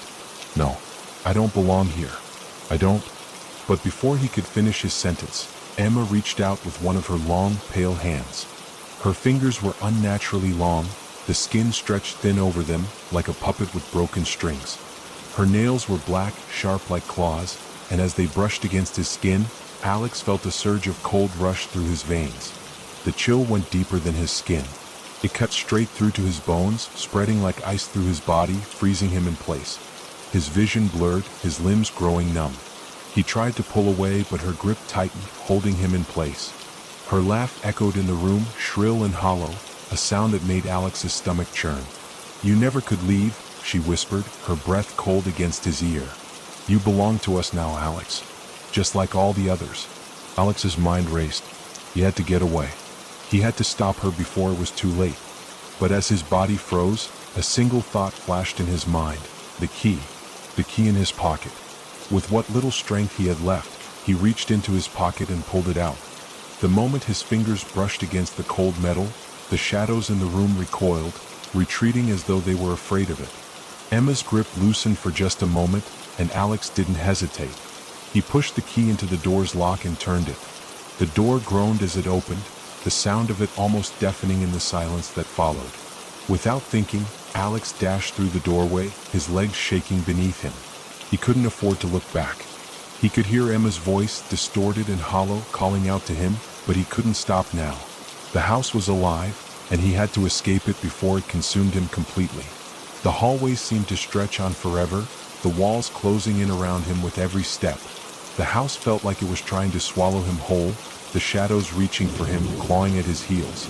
But the key in his hand was a beacon of light in the suffocating darkness, pushing back the shadows with its very presence. He had to find a way out. But as he ran, one thought burned in his mind. He had opened the door and now there was no turning back. The hallway twisted and stretched before Alex, its once familiar layout now unrecognizable. The air was thick, suffocating, and each breath felt like he was inhaling pure terror. The walls seemed to close in with every step he took, the floor beneath him creaking with a rhythm that felt too deliberate, too conscious. Alex's mind raced as he pushed forward, the key still clutched tightly in his hand. Its presence had become a lifeline, a fragile thread that kept him tethered to reality. Without it, he feared he would lose himself completely, swallowed by the madness that had taken over the house. The whispers had returned, a chorus of voices all around him, echoing from the walls, the floor, the very air itself. They were not the voices of the dead, they were something else, something older, something more terrifying. Their words were indecipherable, but their tone was unmistakable. Mocking, sinister, relentless. "You can't escape," they hissed in unison. "You'll never leave." But Alex didn't stop. He couldn't afford to. He didn't know how much time he had before whatever force controlled this house came for him again. The darkness was closing in, wrapping around him like a suffocating blanket, and every instinct in him screamed to get out, to escape before it was too late. But the key was the only thing keeping him sane. His thoughts flashed back to Emma, to the lifeless, twisted version of her he had seen earlier. Her black eyes, her distorted smile, those were not the memories he wanted. They were not the sister he had known. This was something else, something monstrous, something that had stolen her and replaced her with a nightmare. The further Alex ran, the louder the whispers became, until they were no longer whispers at all, but voices calling his name, pleading with him, mocking him. "Alex?" His breath caught in his throat. The voice was too familiar. It sounded like his mother. But no, it couldn't be. She had been gone for years. She had died in a car accident when he was just a child. "Alex, why did you leave me? Why did you abandon me?" He stopped dead in his tracks. His chest tightened as the memories flooded back. The soft voice of his mother, the warmth of her embrace. His throat burned as he remembered the last time he saw her, lying cold in that hospital bed, her body still and lifeless. But now it sounded like she was right there, just behind him, her voice full of hurt and betrayal. "Mom?" he whispered, turning around. The air around him grew heavier. The floor beneath him seemed to shift, the shadows dancing in ways that defied logic. But there was no one. There was nothing. But the voice didn't stop. "You could have saved me. You could have stopped this." Alex's pulse quickened as panic set in. The air grew colder, sharper. His body trembled, not from the cold but from something deeper, something in the very atmosphere of the house. A presence, a force that watched him, waiting. He had to keep moving. His mother's voice was gone now, replaced by another, Emma's voice, distorted and hollow, calling from somewhere ahead of him. "Come back, Alex. Come and join us. You don't belong out there." He turned a corner, almost running into a door that appeared out of nowhere, its wood dark and worn. There was no handle, no lock, just the faint, pulsating glow of the keyhole, as though the door had been waiting for him to find it. His hand shook as he reached for the key. The moment it touched the keyhole, the door creaked open with a sound that sent chills down his spine. The darkness behind it was absolute, like a void that sucked in all light and sound. But despite the overwhelming fear coursing through him, Alex stepped inside. The door slammed shut behind him, sealing him in complete blackness. The air was thick with an oppressive weight, and the temperature dropped. It felt as though the house itself was breathing, and its breath was cold, heavy, and filled with menace. His heart pounded in his chest as he fumbled for his phone, desperately trying to turn on the flashlight. But there was nothing. No light. No sound. Only the suffocating silence and the gnawing sense of dread that wrapped around him like chains. And then he heard it. A voice. soft, almost whispering, but unmistakable. "Alex, you're not alone." He froze. His breath caught in his throat as his mind raced. He wasn't alone. But who was it? Emma? His mother? A cold breeze swept through the room, and the shadows seemed to come alive, shifting in the corners of his vision. But the voice was clearer now, closer. "Don't be afraid, Alex," it said, the words dripping with malice. "We've been waiting for you." And then, out of the darkness, a shape began to form. Slowly at first, like smoke coalescing into substance, it grew until it was unmistakably a figure that looked just like Emma. Her face was pale, her eyes hollow and dark, her smile twisted and wide, stretching unnaturally. "Don't you recognize me, Alex?" she purred, her voice a sickly mockery of the sister he once knew. He stumbled backward, his chest tightening with panic.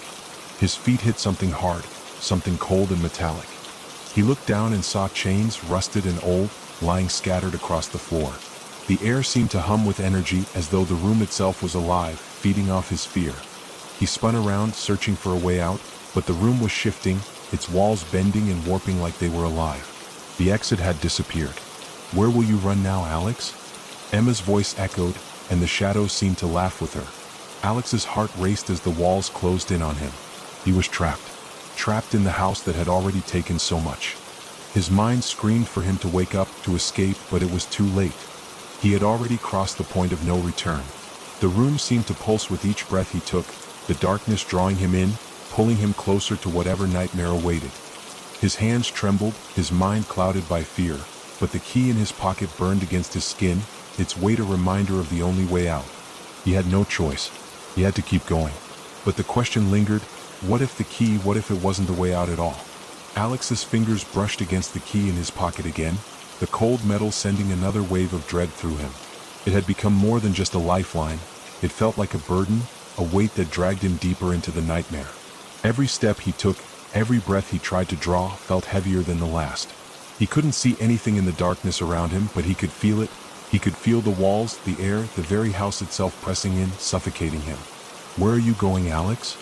Emma's voice came from behind him again, sharp and sweet, like a poison-coated knife. Her laugh followed, light and airy, but underneath it, there was something sinister, something that made his skin crawl. He spun around, expecting to see her, but the darkness swallowed everything. There was no figure, no face, just the sound of her voice echoing around him. The chains that had been scattered across the floor were gone. The walls seemed to stretch impossibly far in every direction, and with each step Alex took, the room seemed to shift, warping and twisting as though it was alive. The floor beneath his feet creaked with every movement, groaning as if it too was feeling the pressure of his presence. His heart pounded in his chest, each beat like a drum of impending doom. He didn't know where he was anymore. He didn't know what was real and what wasn't. All he could hear was Emma's voice calling to him, mocking him, dragging him deeper into the madness. "You think you can escape?" she whispered just behind him, but when he spun around there was no one there. "You think you can leave me behind?" A cold breeze swept through the room and Alex's skin prickled. The temperature dropped and he could see his breath fogging in the air.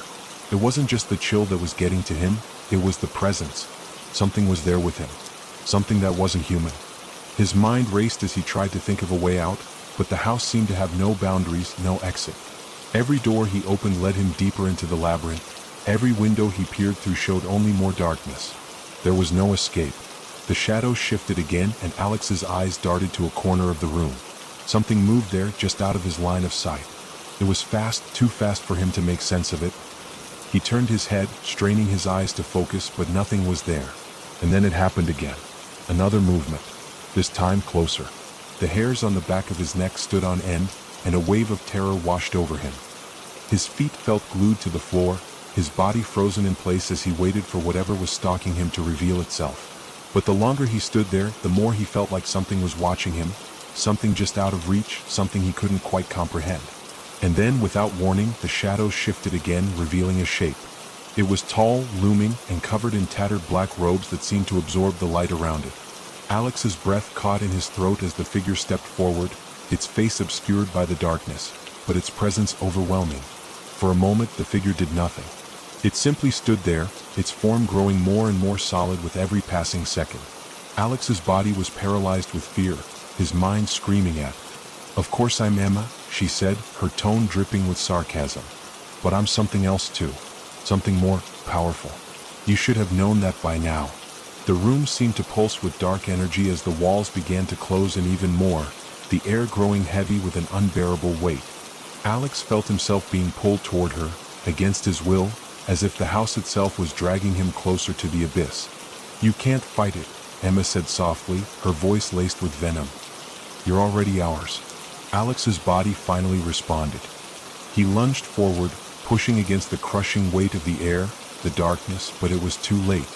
The room erupted in blinding light, and the last thing Alex saw was Emma's face, twisted in an expression of pure evil, before everything went black. When Alex awoke, he didn't know how much time had passed. The air was thick and cold, and his body ached as if he had been dragged across rough terrain. He opened his eyes, blinking against the darkness, and tried to sit up. The world felt disoriented, as if everything around him was shifting, warping, but it was hard to tell what was real anymore. He tried to move, but his limbs felt heavy, weighed down by something invisible. Panic gripped him. Was he still in the house? Had he been trapped again? But then something changed. The air seemed to lighten, the oppressive weight lifted, and he found himself able to breathe again. Slowly, cautiously, he pushed himself to his feet and looked around. He was in a room, but it wasn't like the others he had seen in the house. There were no dark shadows, no oppressive walls closing in. No, this room, this place, was empty. It was quiet, almost too quiet. The walls were white, sterile. It looked like an old, abandoned hospital room, but everything was pristine. Confused, Alex stumbled toward the door, his mind racing. He needed to get out. He needed to know what had happened, if it was really over. As he reached for the doorknob, a soft voice stopped him. It wasn't Emma's voice. It was quieter, more distant, but still filled with an eerie familiarity. "Are you ready to face the truth, Alex?" the voice whispered. Alex froze. It was the same voice, the voice that had taunted him in the house, that had told him he could never escape. It was still with him, still waiting. But this time it didn't sound threatening. It was calm, almost reassuring. "Who are you?" Alex demanded, his voice hoarse from the terror he had endured. The voice didn't respond at first, but Alex could feel it, its presence in the room. It wasn't something he could touch, wasn't something he could see, but it was there, surrounding him. "You've been in the house for so long," the voice continued, its tone soft, almost sad. "So many lost souls have wandered its halls. You felt it, haven't you? The pull, the weight, the desire to escape. But it's not that simple. The house, it has its way with you. It makes you think you're free, but freedom is an illusion. You can never truly leave." Alex's chest tightened. His heart raced again, but this time, there was no fear in the pounding beats. Only the cold reality of the voice's words. "You've been chosen, Alex. You were never just a victim of the house. You were its next heir." The walls seemed to close in again, but this time they were made of something else. Something more real. The room, once so empty, began to change. The white walls twisted and darkened, the sterile silence replaced by the unmistakable scent of decay, of rot. "Why?" Alex whispered, his throat tight. "Why me? Why did it choose me? Because you were always meant to be part of it.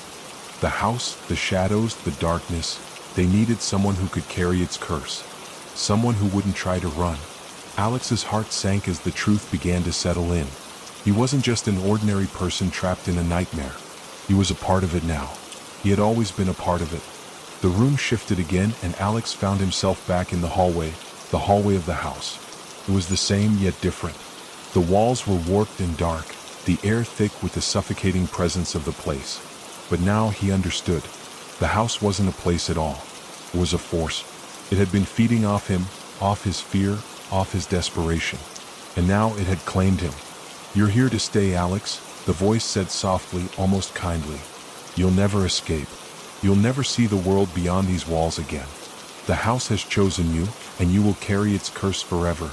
The finality of the words echoed in the air, and Alex felt the last of his resistance crumble away. He looked around, searching for any hope, any way out, but there was nothing. There was only the house, its cold grip tightening around him. And then, just before everything faded to black, a thought struck him. Maybe there was no escape. Maybe the house had won. But maybe, just maybe, the truth was that he never had a choice. The house hadn't trapped him. It had always been his home. And with that realization, the darkness swallowed him whole.